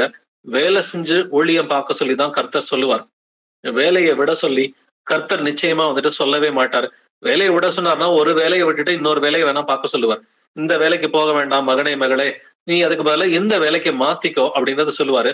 வேலையை விட்டுட்டு யாருமே ஒரு குடும்பத்துல வேலை பார்க்காம, கணவனோ மனைவியோ பிள்ளைகளோ யாருமே வேலை பார்க்காம சும்மாவே இருந்து நீ ஊழியம் பாருன்னு சொல்லி கர்த்தர் நிச்சயமாக சொல்கிறவர் கிடையாது. ஏன்னா அவரே வந்துட்டு வேலை பார்த்தாருன்றதை நம்ம வந்துட்டு பாக்குறோம். அவர் தச்சன் தானே அப்படின்றத நம்ம புதிய ஏற்பாட்டுல வாசிக்கிறோம். அவர் தச்சனுடைய மகன் என்றும் அழைக்கப்பட்டார் அப்படின்றத வாசிக்கிறோம். அது மட்டும் இல்லாம இவரும் தச்சன் தானே, அவரும் வந்துட்டு வேலை செய்தார் அப்படிங்கிறத வந்துட்டு பாக்குறோம். சோ இந்த மாதிரி வந்துட்டு பவுல் வந்துட்டு வேலை செய்து இந்த கொரிந்து பட்டணத்துல தன்னுடைய ஊழியத்தை ஆரம்பிச்சான் அப்படின்றத பாக்குறோம். யார் கூட தங்கி வேலை செஞ்சான்? அகில்லா பிரிசில்லா. அதனாலதான் அந்த அகில்லா பிரிசில்லாவை பத்தி கொரிந்து புஸ்தகத்துல எழுதப்பட்டிருக்கும். வாசிக்கலாம். 1 கொரிந்தியர் 16:19, 1 கொரிந்தியன் 16:19. ஆசியா நாட்டில் உள்ள சபையார் உங்களை வாழ்த்துகிறார்கள். ஆக்கிலாவும் பிரிஸ்கில்லாலும் தங்கள் வீட்டிலே கூடுகிற சபையோடும் கூட கர்த்தருக்குள் உங்களை மிகவும் வாழ்த்துகிறார்கள். ஆமீன். ஆக்கில்லாவும் பிரிஸ்கில்லாலும் தங்கள் வீட்டிலே கூடுகிற சபையோடும் கூட கர்த்தருக்குள் உங்களை வாழ்த்துகிறார்கள். அப்ப ஏன் கொரிந்தியருக்கு எழுதின இந்த புஸ்தகத்துல அக்கில்லா பிரிஸ்கில்லாவை பத்தி பவுல் பேசணும்? ஏன்னா இவங்கெல்லாம் வந்துட்டு கொரிந்து பட்டணத்துல ஒன்னாவே தங்கி இருந்தவங்க. கொரிந்து பட்டணத்துல ஒன்னா தங்கி ஊழியம் பார்த்ததுனால சோ அக்கில்லா பிரிஸ்கில்லாவை பத்தி இந்த கொரிந்தியர் புஸ்தகத்துல பவுல் அவங்களுக்கு எல்லாம் தெரிஞ்சதுனால அவங்கள பத்தி வந்துட்டு எழுதுறான். சோ பவுல் அக்கில்லா பிரிஸ்கில்லாவை பத்தி இந்த கொரிந்து புஸ்தகத்துல மட்டும் இல்லைங்க, திமோத்தி கிட்ட எழுதுறான். ஏன்னா திமோத்தியும் பவுலை தேடி வந்துட்டு இந்த ஊர்ல வந்து திமோத்தி, பவுல் இவர்கள் எல்லோருமே அக்கில்லா பிரிஸ்கில்லாவோட சேர்ந்து இவர்கள் ஊழியம் பார்த்திருக்கிறாங்க. ரோமர் புஸ்தகத்திலையும் இவங்களை பத்தி எழுதியிருக்குது. 2 திமோத்தி புஸ்தகத்திலையும் அக்கில்லா பிரிஸ்கில்லாவை பத்தி எழுதியிருக்குது. வாசிக்கலாம். 2 திமோத்தியும் 4:19, 2 திமோத்தி 4:19. பிரிஸ்காலுக்கும் ஆக்கில்லாவுக்கும் ஒனேசிபோருவின் வீட்டாருக்கும் என் வாழ்த்துதலை சொல்லு. ஆமென். அக்கில்லா பிரிஸ்கில்லா அதே போல ஓனேசிபோருவின் வீட்டாருக்கும் என் வாழ்த்துதலை சொல்லு. சோ பவுல் ஒரு முறை டிராவல் பண்ணும் பொழுது அக்கில்லா பிரிஸ்கில்லாவை இந்த ஓனேசிபோரஸ் அப்படின்றவங்களுடைய வீட்டுல தான் விட்டுட்டு போறான். சோ அதனால வந்துட்டு இவங்க 3 பேரையும் வந்துட்டு ஒரே லைன்ல வந்துட்டு எழுதி இருக்கிறாங்க, என் வாழ்த்துதலை சொல்லு. சோ திமோத்தியுக்கும் அக்கில்லா பிரிஸ்கில்லாவை வந்துட்டு தெரியுது. அதனாலதான் திமோத்தியுக்கு எழுதுனதுலயும் வந்துட்டு அக்கில்லா பிரிஸ்கில்லாவை பத்தி எழுதி இருக்குது. இவர்கள் வேலை செய்துதான் ஊழியம் பார்த்தாங்க. பவுல் மட்டுமல்ல, அக்கில்லா பிரிஸ்கில்லாவும் இவர்கள் வேலை செய்து ஊழியம் பார்த்தார்கள் அப்படின்றத பாக்குறோம். ரோமர் 16:3 வாசிக்கலாம். ரோமன் 16:3. கிறிஸ்து இயேசுவுக்குள் என் உடன் வேலையாட்களாகிய பிரிஸ்கில்லாவையும் ஆக்கில்லாவையும் வாழ்த்துங்கள். ஆமென். என் உடன் வேலையாட்களாகிய பிரிஸ்கில்லாலையும் அக்கில்லாவையும் வாழ்த்துங்கள். எனக்காக அவர்கள் தங்கள் கழுத்தையும் கொடுத்தார்கள் அப்படின்னு சொல்லி ஒரு இடத்துல வந்துட்டு பவுல் சொல்லியிருப்பான். அந்த அளவுக்கு வந்துட்டு பவுலுக்காக அவங்க ஊழியத்துல வந்துட்டு நல்ல சப்போர்ட் பண்ண ஒரு தம்பதிகளா தான் வந்துட்டு இருக்கிறாங்க. இவங்க எங்க இருந்து கிளம்பி வந்திருந்தாங்கன்றதை நீங்க வாசிக்கிறீங்க. அப்போஸ்தலர் 18ஆம் அதிகாரத்துல அந்த 2வது வசனத்துல, யூதர் எல்லாரும் ரோமாபுரியை விட்டு போகும்படி கிழவதுயிராயன் கட்டளையிட்டபடியினாலே இத்தாலியாவிலிருந்து புதிதாய் வந்திருந்த பொந்து தேசத்தனாகிய அக்கில்லா என்னும் நாமமுள்ள ஒரு யூதன் எங்க இருந்து? இத்தாலியாவில இருந்து. இத்தாலியோட தலைநகரம் தான் வந்துட்டு ரோம் இல்லைங்களா? அதனாலதான் ரோம் நகரத்திலையும் அகில்லா பிரிசில்லாவை தெரிஞ்சதுனால ரோமர் புஸ்தகத்துல எழுதப்பட்டிருக்குது. அவங்க ரோம்ல இருந்து நேரா கிளம்பி வந்தது எங்க? கொரிந்தவுக்கு கிளம்பி வந்தாங்க. ரோம்ல இருந்து கொரிந்தவுக்கு கிளம்பி வந்ததுனால ரோமர் புஸ்தகத்திலையும் இவங்களை பத்தி எழுதப்பட்டிருக்கு, கொரிந்த புஸ்தகத்திலையும் இவங்களை பத்தி எழுதப்பட்டிருக்கு. திமோத்தியுக்கும் தெரிஞ்சதுனால திமோத்தி புஸ்தகத்திலையும் இவங்களை பத்தி எழுதப்பட்டிருக்கு. பட் இந்த கொரிந்த பட்டணத்துல பவுலினுடைய ஊழியம் எப்படி இருந்தது அப்படின்றத நம்ம தெரிஞ்சுக்கலாம். அப்போஸ்தலர் 18ஆம் அதிகாரம் வசனங்கள் 4 முதல் 5 வரை வாசிக்கலாம். Acts chapter 18 verses 4 to 5. ஓய்வு நாள் தோறும் அவன் ஜெப ஆலயத்திலே சம்பாஷணை பண்ணி யூதருக்கும் கிரேக்கருக்கும் புத்தி சொன்னான். மகதோனியாவிலிருந்து சீலாவும் தீமோத்தேயும் வந்தபோது பவுல் ஆவியில் வைராக்கியம் கொண்டு இயேசுவே கிறிஸ்து என்று யூதருக்கு திருஷ்டாந்தப்படுத்தினான். ஆமென். ஆமென். ஓய்வு நாள் தோறும் அப்படின்னாக்க பல ஓய்வு நாட்கள் வந்துட்டு ஜெப ஆலயத்துக்கு போயிருக்கிறான்றத பாக்குறோம். யூதருக்கும் கிரேக்கருக்கும் புத்தி சொன்னான் என்று எழுதியிருக்கிறது. மக்கதோனியாவிலிருந்து சீலாவும் திமோத்தேயும் வந்தபோது, ஏன்னா சீலாவும் திமோத்தேயும் இந்த பெரோயா பட்டணத்திலே தங்கிட்டாங்கன்றத நம்ம பாக்குறோம். அவங்க பவுலோடு கூட அத்தேனே பட்டணத்துக்கு வரல. பட் பவுல் அத்தேனே பட்டணத்துல இருந்து கொரிந்த பட்டணத்துக்கு வந்த பிறகுதான் சீலாவையும் திமோத்தேயும் வந்துட்டு அவன் சந்திக்கிறான். மக்கதோனியாவிலிருந்து சீலாவும் திமோத்தேயும் வந்த போது பவுல் ஆவியில் வைராக்கியம் கொண்டு இயேசுவே கிறிஸ்து என்று யூதருக்கு திருஷ்டாந்தப்படுத்தினான். பழைய ஏற்பாட்டுல இயேசு கிறிஸ்துவை குறித்த எல்லா தீர்க்க தரிசனங்களையும் வந்துட்டு யூதருக்கு அவன் விவரித்து காண்பிக்கிறான். இயேசு தாம்பா கிறிஸ்து, நீங்க கிறிஸ்துன்னு சொல்லி வருவார்னு எதிர்பார்த்துட்டு இருக்கிறீங்களே, கிறிஸ்து அப்படின்னு சொன்னாக்க அவர் வந்துட்டு மேசியா, அனாயிண்டட் ஒன், அவரு அபிஷேகம் பண்ணப்பட்டவர் அப்படிங்கறதான் கிறிஸ்து என்பதன் பொருளா இருக்கிறது. நீங்க எதிர்பார்த்துக்கிட்டு இருக்கிற கிறிஸ்து வேற யாரும் இல்லப்பா, ஏற்கனவே வந்து நமது பாவங்களுக்காக மரித்து அடக்கம் பண்ணப்பட்டு 3ஆம் நாளிலே உயிர்த்து என்று பிதாவின் வலது பாரசத்துல வீட்டிருக்கிற இந்த இயேசு தாம்பா நீங்கள் எதிர்பார்த்த கிறிஸ்து அப்படின்றத தெளிவா வந்துட்டு திருஷ்டாண்டப்படுத்துறான். ஆனா இந்த யூதர்கள் வந்துட்டு எப்பொழுதுமே எதிர்க்கிறவர்களாதான் வந்துட்டு இருக்கிறாங்க. அவங்க ஒவ்வொரு ஊர்லயும், பவுல் போன எல்லா ஊர்லயும் அவங்க வந்துட்டு பவுலுடைய பிரசங்கத்தை எதிர்த்தார்கள்ன்றத பாக்குறோம். தெசலோனிக்கேல எதிர்ப்பு வந்துச்சு. தெசலோனிக்கேல இருந்து பெராயாருக்கு வரும் பொழுது தெசலோனிக்கேவில் இருக்கிற யூதர்கள் பெராயாவுக்கு கிளம்பி வந்து அங்க ஒரு கலகத்தை வந்துட்டு பண்றாங்க. அதே மாதிரிதான் இங்கேயுமே இந்த கொரிந்த பட்டணத்திலையும் யூதர்கள் மூலமா ஒரு பெரிய எதிர்ப்பு வருது. ஆனாலும் ஒரு சிலர் சத்தியத்தை ஏத்துக்கிறாங்க. அதனால பவுல் அங்கேயே வந்துட்டு ஒரு 1.5 வருஷம் தங்கிதான் வந்துட்டு ஊழியம் பாக்குறன்றதை வாசிக்கிறோம். அப்போஸ்தலர் 18ஆம் அதிகாரம் வசனங்கள் 6 முதல் 8 வரை வாசிக்கலாம். Acts chapter 18 verses 6 to 8. அவர்கள் எதிர்த்து நின்று தூஷித்த போது அவன் தன் வஸ்திரங்களை உதறி, உங்கள் இரத்த பலி உங்கள் தலையின் மேல் இருக்கும், நான் சுத்தமாயிருக்கிறேன், இது முதல் புறஜாதியாரிடத்திற்கு போகிறேன் என்று அவர்களுடனே சொல்லி அவ்விடத்தை விட்டு தேவனை வணங்குகிறவனாகிய யுஸ்து என்னும் பேருள்ள ஒருவனுடைய வீட்டிற்கு வந்தான். அவன் வீடு ஜெப ஆலயத்திற்கு அடுத்ததாய் இருந்தது. ஜெப ஆலய தலைவனாகிய கிறிஸ்பு என்பவன் தன் வீட்டார் அனைவரோடும் கர்த்தரிடத்தில் விசுவாசம் உள்ளவனானான். கொரிந்தியரில் அநேகரும் சுவிசேஷத்தை கேட்டு விசுவாசித்து ஞானஸ்தானம் பெற்றார்கள். ஆமென். ஆமென். அவர்கள் எதிர்த்து நின்று தூஷித்த போது அவன் தன் வஸ்திரங்களை உதறி, உங்கள் இரத்தப்பழி உங்கள் தலையின் மேல் இருக்கும் அப்படின்னு சொல்லிட்டு கிளம்பிடுறான். இன்னைக்குமே நம்முடைய சொந்தக்காரங்கள்ல, நண்பர்கள்ல, இல்ல பழைய சபையில தெரிஞ்சவங்க நீங்க சொல்ற சுவிசேஷத்தை ஏத்துக்க மாட்டேன்னு சொன்னாங்கன்னா ஒன்னும் பிரச்சனை இல்லை. ஆனா தூஷிக்கிறாங்கன்றப்ப நம்ம என்ன பண்ணணும்னு சொல்லி இங்க எழுதி இருக்குது. கொரிந்து சபையில வந்துட்டு யாராவது ஒருத்தர் கர்த்தரை தூஷிக்கிறாங்க, இல்ல கர்த்தருடைய வசனத்தை தூஷிக்கிறாங்கன்னா அவங்களுக்கும் நமக்கும் சம்பந்தமே இல்லை. அப்பாவுக்கு பிள்ளையா இருந்தாதான் சகோதரன் சகோதரி. இயேசுவுக்கு பிள்ளை இல்லைனாக்க நமக்கு சகோதரனோ சகோதரியோ கிடையாதுன்றதை நல்லா புரிஞ்சுக்கணும். அவன் தன் வஸ்திரங்களை உதறி, உங்கள் இரத்தப்பழி உங்கள் தலையின் மேல் இருக்கும். நான் இன்னைக்குமே கிறிஸ்தவர்கள்லயும் ஒரு கூட்டம் வந்துட்டு இயேசு கிறிஸ்துவின் நாமத்தையே தூஷிக்கிறாங்க. கிறிஸ்தவர்கள்லயும் ஒரு கூட்டம் இயேசு கிறிஸ்துவின் நாமத்தை தூஷிக்கிற ஒரு கூட்டம் வந்துட்டு இருக்கிறாங்க. நம்ம செய்ய வேண்டியதை வஸ்திரங்களை உதறி, உங்கள் இரத்தப்பழி உங்கள் தலையின் மேல் இருக்கும் அப்படின்னு கிளம்பி போயிடணும். திரும்ப திரும்ப இவங்களுக்கு வந்து நம்ம சுவிசேஷம் அறிவிச்சு எப்படியாவது கூப்பிடலாம்னு நினைச்சீங்கன்னா இன்னும் அதிகமா இயேசு கிறிஸ்துவின் நாமத்தை அவங்க தூஷிப்பாங்க. அதிகமா நமக்கும் நம்மளுடைய இருதயத்துல व्यसனமும் போராட்டமும் அதிகமா இருக்கும். கர்த்தருடைய நாமத்தை தூஷிக்கிறாங்களா, கர்த்தருடைய வசனத்தை தூஷிக்கிறாங்களா, தூசிய உதறி விட்டு கிளம்பி போறதா நமக்கு நல்லதா இருக்கும். இது முதல் புறஜாதியார் இடத்திற்கு போகிறோம் அப்படின்னு சொல்லிட்டு இவங்க கிளம்பி வந்துட்டாங்க. அவ்விடத்தை விட்டு தேவனை வணங்குகிறவனாகிய யுஸ்து என்னும் பேருள்ள ஒருவனுடைய வீட்டிற்கு வந்தான். யுஸ்து, ஜஸ்டஸ் அப்படின்றத பாக்குறோம். அவன் வீடு ஜெப ஆலயத்திற்கு அடுத்ததா இருந்தது. அப்படின்னா பவுல் போதிக்கிறதுக்கு வசதியா இருந்ததுனால ஜெப ஆலயத்துக்கு பக்கத்துல வந்துட்டு அந்த ஜஸ்டிஸ் அப்படின்றவனுடைய வீட்டுல வந்துட்டு குடியிருந்தான். அது மட்டும் இல்லாம ஜெப ஆலய தலைவனாகிய கிறிஸ்பு என்பவன் தன் வீட்டார் அனைவரோடும் கர்த்தரிடத்தில் விசுவாசம் உள்ளவனானான். இந்த ஜெப ஆலய தலைவனும் இந்த கிறிஸ்பஸ் அவனுமே வசனத்தை ஏத்துக்கிறான். கொரிந்தியரில் அநேகரும் சுவிசேஷத்தை கேட்டு விசுவாசித்து ஞானஸ்நானம் பெற்றார்கள். இது நல்லா கவனிச்சுங்க. கொரிந்தியர்ல எத்தனை பேரு? அநேகர்ன்றதை பாக்குறோம். பட் இதுக்கு முந்தின சபை வந்துட்டு அத்தேனே பட்டணம், அதுல ஒரு சிலர் மட்டும்தான் ஏத்துக்கிட்டாங்கன்றதை நம்ம வாசிக்கிறோம் இல்லைங்களா? 17ஆம் அதிகாரம் கடைசி வசனத்துல 34வது வசனத்துல ஒரு சிலர் தான் ஏத்துக்கிட்டாங்கன்றதை பாக்குறோம். பட் இந்த கொரிந்து பட்டணத்துல அநேகரும் சுவிசேஷத்தை கேட்டு விசுவாசித்து ஞானஸ்நானம் பெற்றார்கள் அப்படின்றத பாக்குறோம். சோ இவங்க எடுத்த ஞானஸ்நானம் கண்டிப்பா கர்த்தராகிய இயேசு கிறிஸ்துவின் நாமத்தினாலதான்.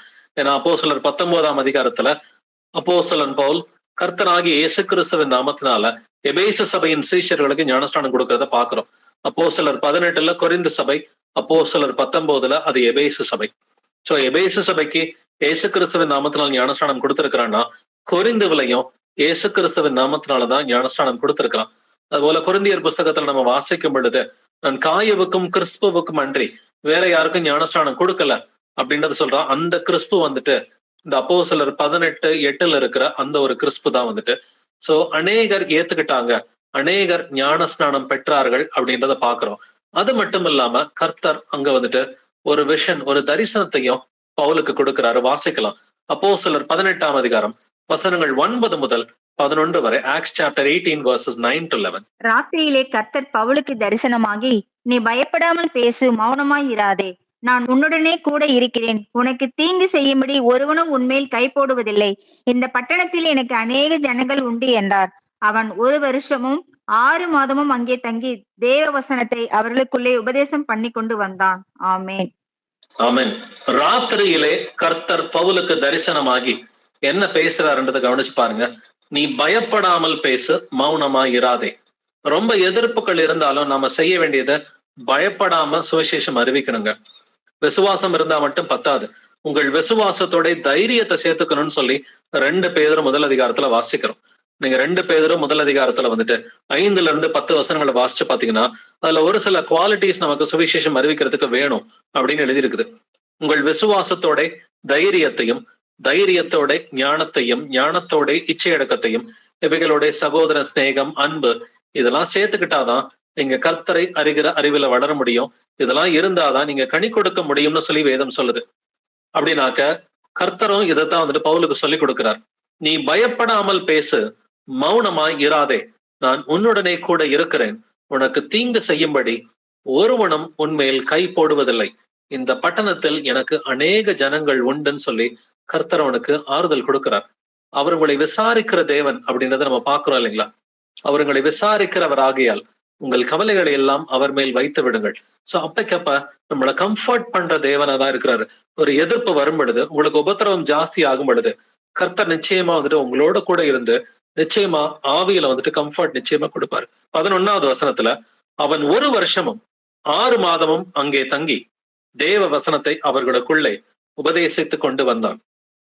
சோ 1.5 வருஷம் அத்தேனே பட்டணத்துல அவ்வளவு நாள் தங்கல இல்லைங்களா? பட் அதிகமா சீஷர்கள் எழும்பன. இந்த கொரிந்து பட்டணத்துல 1.5 வருஷம் பவுல் தங்கி இருந்தான் அப்படின்றத பாக்குறோம். பட் அங்கேயுமே ஒரு கலகம் உண்டாகுது. அந்த கலகத்தை பத்தி அடுத்து ஒரு சில வசனங்கள் எழுதியிருக்கோம். அப்போஸ்தலர் 18ஆம் அதிகாரத்துல 12 முதல் 13 வசனங்களை வாசிப்போம். Acts chapter 18 verses 12 to 13.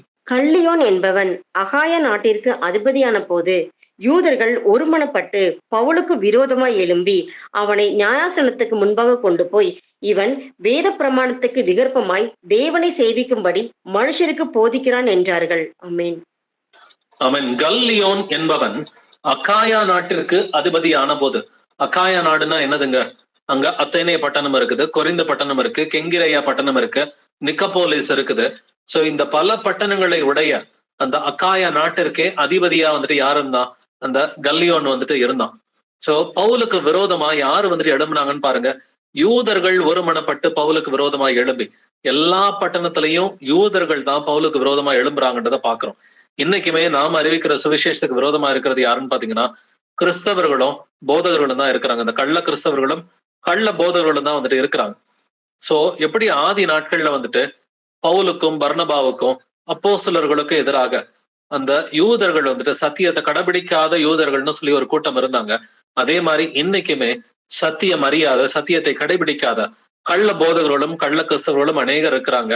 அவங்கதான் வந்துட்டு சத்திய சுவிசேஷத்தை அதிகமா எதிர்க்கிறவங்களா இருப்பாங்க. நீங்க ஒரு வருஷம் 2 வருஷம் இல்ல ஒரு 3 வருஷம் 5 வருஷம் நீங்க சத்திய சுவிசேஷத்தை அறிவிச்சு பாருங்க, உங்களுக்கு நல்லாவே தெரியும். இதை அதிகமா எதிர்ப்பவர்கள் யாருன்னு பாத்தீங்கன்னாக்க கள்ள கிறிஸ்தவர்களும் கள்ள போதகர்களுமா தான் இருப்பாங்க. புறஜாதிகள் கூட இதை அதிகமா எதிர்க்க மாட்டாங்க. கள்ள போதகர்களும் கள்ள கிறிஸ்தவர்களும் தான். அந்த காலத்துல சத்தியம் அறியாத யூதர்கள் இருந்தாங்க. இதனாலதான் கர்த்தர் வெளிப்படுத்தின விசேஷத்துல 2ஆம் அதிகாரம் 9வது வசனத்திலையும் 3ஆம் அதிகாரம் 9வது வசனத்திலையும் தங்களை யூதர் என்று சொல்லியும் அவர்கள் யூதராயிராமல் சாத்தானுடைய கூட்டமா இருக்கிறார்கள் அப்படின்னு கர்த்தர் சொல்றார். 2:9 அவர் சிமர்னா சபையில பேசுறார். வெளிப்படுத்தின விசேஷம் 2:9 சிமர்னா சபை கிட்ட பேசுறார். அது சத்தியத்துக்கு கட்டுப்பட்ட ஒரு சபை. அடுத்து வெளிப்படுத்தின விசேஷம் 3:9 வந்துட்டு அவர் பிலடெல்பியா சபைக்கு பேசுறார். இந்த 2 சபைகள் மாத்திரமே வெளிப்படுத்தின விசேஷத்துல கர்த்தருக்கு உண்மை உள்ள சபைகளா இருந்துச்சு. மீதி 5 சபைகளை பார்த்து கர்த்தர் மனந்திருமன்னு சொல்றார். கர்த்தர் மனந்திருமன்ற வார்த்தையை சொல்லாத 2 சபைகள் எதுனாக்க, ஒன்னு சிமர்னா, இன்னொன்னு வந்துட்டு பிலடெல்பியா. இவங்க 2 பேர்கிட்ட தான் கர்த்தர் சொல்றாரு, யூதர்கள்லே 2 வகை உண்டுப்பா அப்படின்னு சொல்றார். தங்களை யூதர் என்று சொல்லியும் அவர்கள் யூதராயிராமல் சாத்தானுடைய கூட்டமா இருக்கிறார்கள் அப்படின்றத சொல்றாரு. இன்னைக்குமே கிறிஸ்தவர்கள் என்ற பெயர்ல வந்துட்டு இன்னைக்கு சாத்தானுடைய கூட்டமா கள்ள கிறிஸ்தவர்களா ஒரு பெரிய கூட்டம் வந்துட்டு இருக்குது. நாங்க கட்டிடத்துலதான் ஆராதிப்போம், நாங்க வந்துட்டு இயேசு கிறிஸ்துவின் பிரமாணத்தை கடைபிடிக்க மாட்டோம், எங்களுக்கு நியாய பிரமாணம் தான் முக்கியம் அப்படின்னு சொல்ற ஒரு சாத்தானுடைய கூட்டம் இன்னைக்குமே வந்துட்டு இருக்கத்தான் வந்துட்டு செய்யுது. பட் நாம அந்த எதிர்ப்புகளை பத்தி கொஞ்சம் கூட கவலையே படக்கூடாது. நம்மளை திட்டினாலும் சரி, நம்மளை அடிச்சாலும் சரி, இல்ல வந்துட்டு உயிரே போனாலும் கிறிஸ்து எனக்கு ஜீவன், சாவு எனக்கு ஆதாயம் அப்படின்ற எண்ணத்தோட தான் நம்ம ஞானஸ்நானம் எடுக்கிறோம் இல்லைங்களா? கிறிஸ்து எனக்கு ஜீவன், சாவு எனக்கு ஆதாயம் அப்படின்ற எண்ணத்தோட ஞானஸ்நானம் எடுத்து கர்த்தருடைய வருகைக்காக பரிசுத்தம் உள்ள பிள்ளைகளா நம்ம காத்துக்கிட்டு இருக்கிறோம் இல்லைங்களா? அப்படின்னா கர்த்தர் வரும் மட்டாகவும் என்ன நடந்தாலும், என்ன எதிர்ப்புகள் வந்துட்டு வந்தாலும், நம்ம பவுல போல, பர்னபாவை போல, திமோத்தியோ போல, சீலாவை போல நம்ம இருக்கிறதுக்கு பழகணும். நான் பவுலும் சீலாவும் வந்துட்டு இவங்க ஜெயில்ல போய் இவங்க வந்துட்டு அந்த உபத்திரவத்தின் மத்தியிலையும் கர்த்தரை துதித்து பாடினார்கள். அங்க ஒரு நிலநடுக்கம் வந்தது, கர்த்தரை இவங்களை அற்புதமா காப்பாத்தினாரு. அந்த ஜெயிலர் கூட, அந்த சிறைச்சாலைக்காரன் கூட மனம் திரும்பினா அப்படின்றத நம்ம போன வாரம் ஆராய்ந்து பார்த்தோம் இல்லைங்களா? அப்படின்னா இந்த ஊர்லயும் பாத்தீங்கன்னா இந்த கல்லியோன் என்பவன் அவன் தலைவனா இருக்கும் பொழுது இவன் வேத பிரமாணத்துக்கு விகற்பமாய் தேவனை சேவிக்கும்படி மனுஷருக்கு போதிக்கிறான். இன்னைக்கு நாம போதிக்கிறதையுமே இப்படிதான் புரட்டி கள்ள போதர்கள் வந்துட்டு சொல்லுவாங்க. பட் அதுல ஒரு சிலர் வந்துட்டு அடியும் வாங்கினாங்கன்றத 17வது வசனத்துல வாசிக்கிறோம். அப்போ சிலர் 18:17 அப்பொழுது கிரேக்கர் எல்லாரும் ஜெப ஆலய தலைவனாகிய சொஸ்தேனை பிடித்து நியாயாசனத்திற்கு முன்பாக அடித்தார்கள் அப்படின்றத பாக்குறோம். இவைகளில் ஒன்றையும் குறித்து கல்லியோன் கவலைப்படவில்லை அப்படின்னு சொல்லி எழுதியிருக்குது. சோ எவ்வளவு பிரச்சனைகள் நடந்தாலும் அந்த தலைவன், அந்த அதிபதி எதை பத்தியும் வந்துட்டு கவலைப்படல. பட் இருந்தாலும் இந்த பட்டணத்துல கர்த்தர் வந்துட்டு அநேகரை வைத்திருக்கிறார் அப்படின்னு சொன்னதுனால பவுல் அங்க பொறுமையா இருந்து 1.5 வருஷம் தங்கி எதிர்ப்புகள் மத்தியில வந்துட்டு பவுல் ஊழியம் பார்த்தான்றதை நம்ம பாக்குறோம். இதைத்தான் நீங்க 1 கொரிந்தியர் புஸ்தகத்திலையும் 2 கொரிந்தியர் புஸ்தகத்திலையும் வாசிக்க முடியும். பவுல் எப்படி வந்துட்டு இந்த ஜனங்கள் மேல, இந்த கொரிந்த சபை மேல வந்துட்டு அன்பா இருந்து அந்த ஜனங்களுக்கு வந்துட்டு மீண்டும் மீண்டும் கடிதங்கள் எழுதி அவங்க சத்தியத்துலதான் இருக்கிறாங்களா. நான் 1 கொரிந்தியர்ல வந்துட்டு அவங்க கொஞ்சம் பின்வாங்கி போனதை பாக்குறோம். உங்க சபையில ஒருவன் விபச்சாரம் பண்ணா அதெல்லாம் அட்ரஸ் பண்றதுக்காக தான் இந்த 1 கொரிந்தியர் புஸ்தகம் வந்துட்டு எழுதப்பட்டது. அப்படின்னா இந்த பிரச்சனைகள்ல இருந்து இவங்க மீண்டு வரணும், திரும்பவும் இவங்களுடைய விசுவாசம் புதுப்பிக்கப்படணும் அப்படின்றதுக்காக தான் இந்த புஸ்தகங்கள் எழுதுறான். வாசிக்கலாம் 1 கொரிந்தியர் 1:2, 1 Corinthians 1st chapter verse 2. கொரிந்துவிலே கிறிஸ்து இயேசுவுக்குள் பரிசுத்தமாக்கப்பட்டவர்களாயும் பரிசுத்தவான்கள் ஆகும்படி அழைக்கப்பட்டவர்களாயும் இருக்கிற தேவனுடைய சபைக்கும் எங்களுக்கும் தங்களுக்கும் ஆண்டவராயிருக்கிற நம்முடைய கர்த்தராகிய இயேசு கிறிஸ்துவின் நாமத்தை எங்கும் தொழுது கொள்கிற அனைவருக்கும் எழுதுகிறதாவது. யாருக்கு வந்துட்டு இந்த கடிதம் எழுதப்பட்டது? கொரிந்துவிலே கிறிஸ்து இயேசுவுக்குள் பரிசுத்தமாக்கப்பட்டவர்களுக்கு மட்டும்தாங்க இந்த கடிதம் எழுதப்படுது. கொரிந்து பட்டணத்துல இருக்கிற எல்லாருக்கும், புறஜாதிகளுக்கெல்லாம் எழுதப்படல. சத்தியத்தை ஏத்துக்காத யூதர்கள், கிரேக்கர்கள், இவங்களுக்கு இந்த கடிதம் எழுதப்படல. கொரிந்துவிலே கிறிஸ்து இயேசுவுக்குள் பரிசுத்தமாக்கப்பட்டவர்களாயும் பரிசுத்தவான்களாகும்படி அழைக்கப்பட்டவர்களுமாய் இருக்கிற தேவனுடைய சபைக்கு மட்டும்தான் இந்த கடிதம் எழுதப்படுது இல்லைங்களா? கர்த்தராகி இயேசு கிறிஸ்துவின் நாமத்தை எங்கும் தொழுது கொள்ளுகிற அனைவருக்கும் எழுதுகிறதாவது. இவங்க எல்லாம் ஞானஸ்நானம் எடுத்தாங்க அப்படின்றத நம்ம வாசிச்சோம் இல்லைங்களா? வந்துட்டு அப்போஸ்தலர் 18:8 வாசிச்சோம். வந்துட்டு அநேகரும் சுவிசேஷத்தை கேட்டு விசுவாசித்து ஞானஸ்நானம் பெற்றார்கள். எந்த நாமத்தினாலே இவங்க ஞானஸ்நானம் பெற்று இருப்பாங்க? அப்போஸ்தலர் 19:5 சொல்ற மாதிரி கர்த்தராகிய இயேசு கிறிஸ்துவின் நாமத்தினாலே இவர்கள் ஞானஸ்நானம் பெற்றார்கள். அதனாலதான் கர்த்தராகிய இயேசு கிறிஸ்துவின் நாமத்தை எங்கும் தொழுது கொள்ளுகிற அனைவருக்கும் எழுதுகிறதாவது. சோ கர்த்தரை ஆவியோடும் உண்மையோடும் தொழுது கொள்ள வேண்டும். அவரை எங்கும் தொழுது கொள்ளும் காலம் அது வரும், அது இப்பொழுதே வந்திருக்கிறதுன்னு சொல்லி இயேசு கிறிஸ்து சமாரிய ஸ்திரீ கிட்ட சொல்றார். யோவான் 4ஆம் அதிகாரம் அந்த 20-24 வசனங்கள் வாசிச்சு பாத்தீங்கன்னா, தேவன் ஆவியா இருக்கிறார், அவரை எங்கும் தொழுது கொள்ளும் காலம் வரும், அது இப்பொழுதே வந்திருக்கிறது. அவர் ஆவியா இருப்பதனால் அவரை ஆவியோடும் உண்மையோடும் அவரை தொழுது கொள்ள வேண்டும்னு சொல்லி சொன்ன மாதிரி கொஞ்ச நாட்கள்ல வந்துட்டு கர்த்தராகி இயேசு கிறிஸ்துவை எங்கும் தொழுது கொள்ளும் காலம் வந்தது. அது கொரிந்து பட்டணத்துல இப்படிப்பட்ட பரிசுத்தவான்களுக்கும் தேவனுடைய சபைக்கும் தான் இந்த கடிதம் வந்துட்டு எழுதப்பட்டது. அநேகர் விசுவாசிகளா இருந்ததுனால, பவுலுக்கு அவங்க மேல அதிகமான ஒரு வாஞ்சை வந்துட்டு இருந்ததுனால, இவங்க கொஞ்சம் கூட கெட்டு போயிடக்கூடாது, அங்க பிரச்சனைகள் இருந்தாலும் பாவங்கள் இருந்தாலும் அதை மேற்கொண்டு அவங்க வரணுன்றதுக்காக மீண்டும் மீண்டும் அந்த கடிதங்களை வந்துட்டு எழுதுறான். 2 கொரிந்தியர் 1:1 வாசிக்கலாம். 2 Corinthians 1st chapter 1st verse. தேவனுடைய சித்தத்தினாலே இயேசு கிறிஸ்துவின் அப்போஸ்தலனாகிய பவுலும் சகோதரனாகிய தீமோத்தேயுவும் கொரிந்து பட்டணத்தில் உள்ள தேவனுடைய சபைக்கும் அகாயா நாடெங்கும் உள்ள எல்லா பரிசுத்தவான்களுக்கும் எழுதுகிறதாவது. ஆமென். அவன் 2 கொரிந்தியர் புஸ்தகத்துல வித்தியாசத்தை பாருங்க. 1 கொரிந்தியர் புஸ்தகம் கொரிந்து சபைக்கு மட்டும்தான் எழுதப்பட்டுச்சு.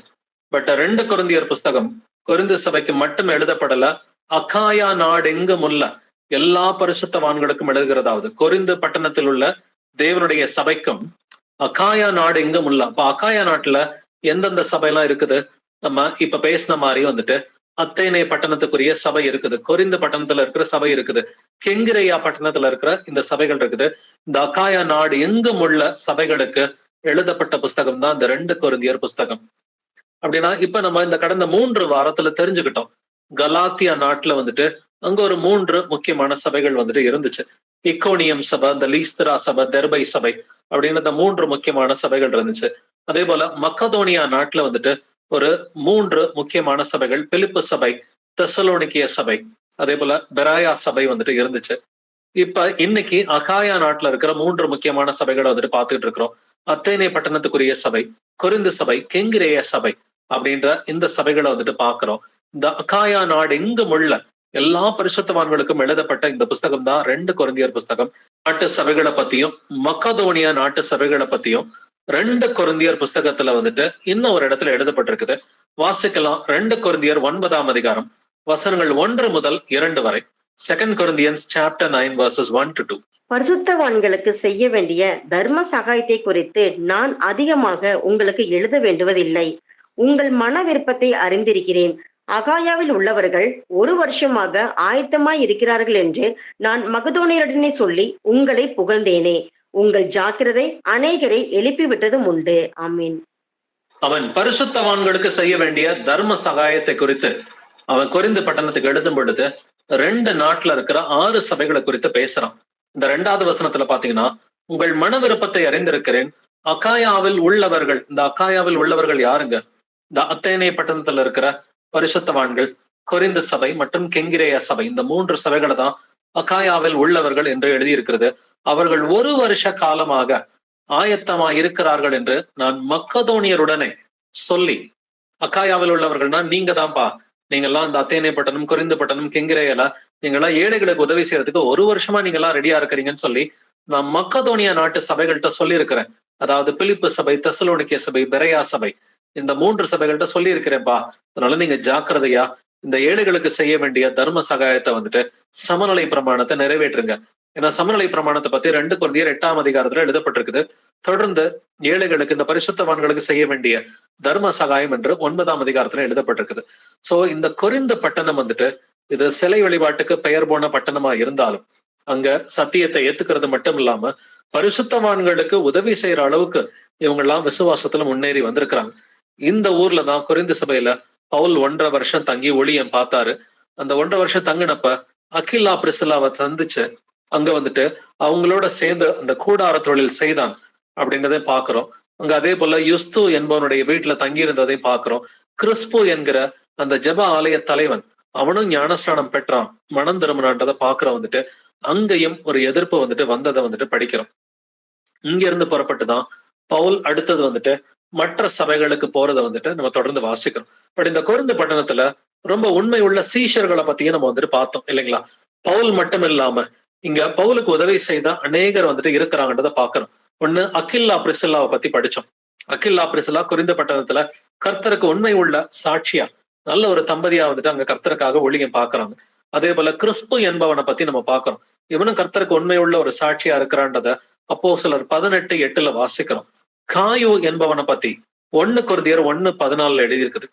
1 கொரிந்தியர் 1:14 காயு என்பவனை பத்தியும் அதே போல ரோமர் 16:23 இவனை பத்தி எழுதியிருக்கு. அடுத்து பெபேயால் ஃபீபி அப்படின்ற ஊழியக்காரி என்று எழுதியிருக்கும். இந்த ஃபீபி அப்படின்ற ஊழியக்காரிய பத்தியும் வந்துட்டு ரோமர் 16:1 வந்துட்டு எழுதியிருக்கும். அதே போல வந்துட்டு எராஸ்டஸ் அப்படின்றவனை பத்தியும் வந்துட்டு 2 திமோத்தி புஸ்தகத்திலையும் ரோமர் 16ஆம் அதிகாரத்திலையும் வந்துட்டு எழுதப்பட்டிருக்கும். இவர்கள் எல்லோரும் கொரிந்துவிலே இருந்த உண்மை உள்ள சீஷர்களா வந்துட்டு இருந்தாங்க. சோ அதனாலதான் நீங்க 1 கொரிந்தியர் நீங்க வாசிக்கும் பொழுது 2 கொரிந்தியர் வாசிக்கும் பொழுது பாத்தீங்கன்னா இதுல ஒரு சில சகோதர சகோதரிகளை பத்தி பவுல் அங்க எழுதியிருப்பான். குறிப்பா 1 கொரிந்தியர் புஸ்தகத்துல வந்துட்டு நான் பவுலை சார்ந்தவன் என்றும் கேபாவை சார்ந்தவன் என்றும் அப்போல்லவை சார்ந்தவன் என்றும் உங்களுக்குள்ளார வாக்குவாதம் எல்லாம் இருக்குதுப்பா, இப்படி எல்லாம் நமக்குள்ளார இருக்கக்கூடாது. முதல்ல இந்த டிவிஷன்ஸ் இந்த வாக்குவாதங்களை விட்டுருங்க. ஏன்னா அந்த 1 கொரிந்தியர் புஸ்தகம் பவுல் எங்க இருந்து எழுதுறான்னு பாத்தீங்கன்னா எபேசு பட்டணத்துல இருந்து எழுதுறான். நல்லா தெரிஞ்சுக்கணும், 1 கொரிந்தியர் புஸ்தகத்தை பவுல் கொரிந்து பட்டணத்துல நேரடியா ஃபேஸ் டு ஃபேஸ் தான் அவங்கள்ட்ட வந்துட்டு பேசிட்டு இருக்கிறான். பட் எபேசு பட்டணத்துல இருந்து எழுதும் பொழுது எதுக்காக எழுதப்பட்டதுன்னு பாத்தீங்கன்னா அங்க சில பிரச்சனைகள் வந்துட்டு இருக்குது, டாக்டரினல் இஷ்யூஸ் இருக்குது. அங்க ஃபேக்ஷன்ஸ் வந்துட்டு அவங்க கோஷ்டிகளா வந்துட்டு பிரிஞ்சு இருக்கிறாங்க, தனித்தனி கட்சிகளா. நான் அப்போல்லோவை சார்ந்தவன், கேபாவை சார்ந்தவன், பவுலை சார்ந்தவன் அப்படின்னு தனித்தனி கட்சிகளா இருக்கிறாங்க. இதெல்லாம் அட்ரஸ் பண்றதுக்காக தான் முதல் பகுதி எழுதப்பட்டது. வாசிக்கலாம் 1 கொரிந்தியர் 1 அதிகாரம் வசனங்கள் 10 முதல் 12 வரை. 1 Corinthians chapter 1 verses 10 to 12. சகோதரரே, நீங்கள் எல்லோரும் ஒரே காரியத்தை பேசவும் பிரிவினைகள் இல்லாமல் ஏக மனதும் ஏக யோசனையும் உள்ளவர்களாய் சீர்பொருந்தி இருக்கவும் வேண்டும் என்று நம்முடைய கர்த்தராகிய இயேசு கிறிஸ்துவின் நாமத்தினாலே உங்களுக்கு புத்தி சொல்லுகிறேன். ஏனெனில் என் சகோதரரே, உங்களுக்குள்ளே வாக்குவாதங்கள் உண்டென்று குளோவேயாலின் வீட்டாரால் உங்களை குறித்து எனக்கு அறிவிக்கப்பட்டது. உங்களில் சிலர் நான் பவுலை சேர்ந்தவன் என்றும், நான் அப்பல்லோவை சேர்ந்தவன் என்றும், நான் கேபாவை சேர்ந்தவன் என்றும், நான் கிறிஸ்துவை சேர்ந்தவன் என்றும் சொல்லுகிறபடியால் நான் இப்படி சொல்லுகிறேன். ஆமென். ஆமென். சகோதரரே, நீங்கள் எல்லாரும் ஒரே காரியத்தை பேசணும். உங்களுக்கு எல்லாம் ஒன் மைண்ட் கிடையாது, ஒரே ஆவியில வந்துட்டு நீங்க செயல்பட மாட்டேன்றீங்க அப்படின்றத வந்துட்டு பவுல் வந்துட்டு சொல்றான். இது யார் மூலமா எனக்கு தெரியுது, உங்களுக்குள்ள வாக்குவாதம் எல்லாம் இருக்குதுப்பா அப்படின்னு சொல்லி பேரையும் எழுதிடுறான். உங்களுக்குள்ளே வாக்குவாதங்கள் உண்டென்று குலோவையாளின் வீட்டாரால் உங்களை குறித்து எனக்கு அறிவிக்கப்பட்டது. பேரையும் தெளிவா சொல்லிட்டு உங்களில் சிலர் நான் பவுலை சேர்ந்தவர் என்றும் அப்போல்லவை சேர்ந்தவர் என்றும் கேபாவை சேர்ந்தவர் என்றும் உங்களுக்குள்ளார பிரிவினைகள் இருக்கக்கூடாது. இயேசு கிறிஸ்துவின் நாமத்தினால ஞானஸ்நானம் எடுத்துட்டோம்னாக்க நமக்கு தலைவர் ஒருத்தர் தாங்க. நமக்கு தலைவர் கர்த்தராகி இயேசு கிறிஸ்து. நம்மை வழி நடத்துறதுக்கு ஒரு சில உண்மையுள்ள மூப்பர்களை கர்த்தர் கொடுத்திருக்கிறாரு. பட் தலைவர்னு சொன்னா நமக்கு இயேசு கிறிஸ்து ஒருவர் தான் தலைவர். சோ இந்த வித பிரச்சனைகளை குறித்து 1 அதிகாரத்துல எழுதப்பட்டிருக்கு. இதே 1 கொரிந்தியர் 5ஆம் அதிகாரம் 6ஆம் அதிகாரம் படிச்சு பாத்தீங்கன்னா அங்க விபச்சார பாவங்கள்லாம் வந்துட்டு இருந்துச்சு. அதையும் அட்ரஸ் பண்ணணும். விபச்சாரம் செய்கிறவனை சபையை விட்டு வெளியில தள்ளணும் அப்படின்னு சொல்லி தீர்ப்பு செய்கிறேன்னு சொல்லி பவுல் வந்துட்டு எழுதுறான். அதே போல 1 கொரிந்தியர் 7ஆம் அதிகாரம் படிச்சு பாத்தீங்கன்னா திருமணத்தை பத்தி எழுதியிருக்கும். திருமணம் வந்துட்டு எப்படி செய்யணும், அதுல வந்துட்டு இருக்கிற காரியங்களை பத்தி எழுதி இருக்குது. அதே போல 1 கொரிந்தியர் 8ஆம் அதிகாரத்துல இருந்து 10ஆம் அதிகாரம் வரைக்கும் சிலை வழிபாடை பத்தியும் சிலைகளுக்கு படைக்கப்பட்டதை வந்துட்டு புசிக்க கூடாதுன்ற விஷயத்த பத்தியும் இந்த 8, 9, 10 அதிகாரங்கள் வந்துட்டு பேசுது. பட் 1 கொரிந்தியர் 12ஆம் அதிகாரத்துல அந்த ஆவிக்குரிய 9 வரங்களை நம்ம வாசிக்கிறோம். 1 கொரிந்தியர் 13ஆம் அதிகாரத்துல அன்பு குறித்து பாக்குறோம். 1 கொரிந்தியர் 14ஆம் அதிகாரத்துல தீர்க்க தரிசன வரத்தை பத்தி நம்ம வாசிக்கிறோம். குறிப்பா 1 கொரிந்தியர் 15ஆம் அதிகாரத்துல இயேசு கிறிஸ்துவின் உயிர்த்தெழுதலை பத்தியும் விசுவாசிகளுடைய உயிர்த்தெழுதலை பத்தியும் அங்க தெளிவாவே வந்துட்டு உயிர்த்தெழுதலை பத்தி அங்க பேசிதான் இந்த புஸ்தகத்தையே வந்துட்டு பவுல் முடிக்கிறான். பட் 2 கொரிந்தியர் புஸ்தகம் அதுக்கப்புறம் கொஞ்ச நாள் கழிச்சு பவுல் மக்கதோனியாவுக்கு போகும் பொழுது இந்த 2 கொரிந்தியர் புஸ்தகத்தை வந்துட்டு பவுல் வந்துட்டு எழுதுறான்.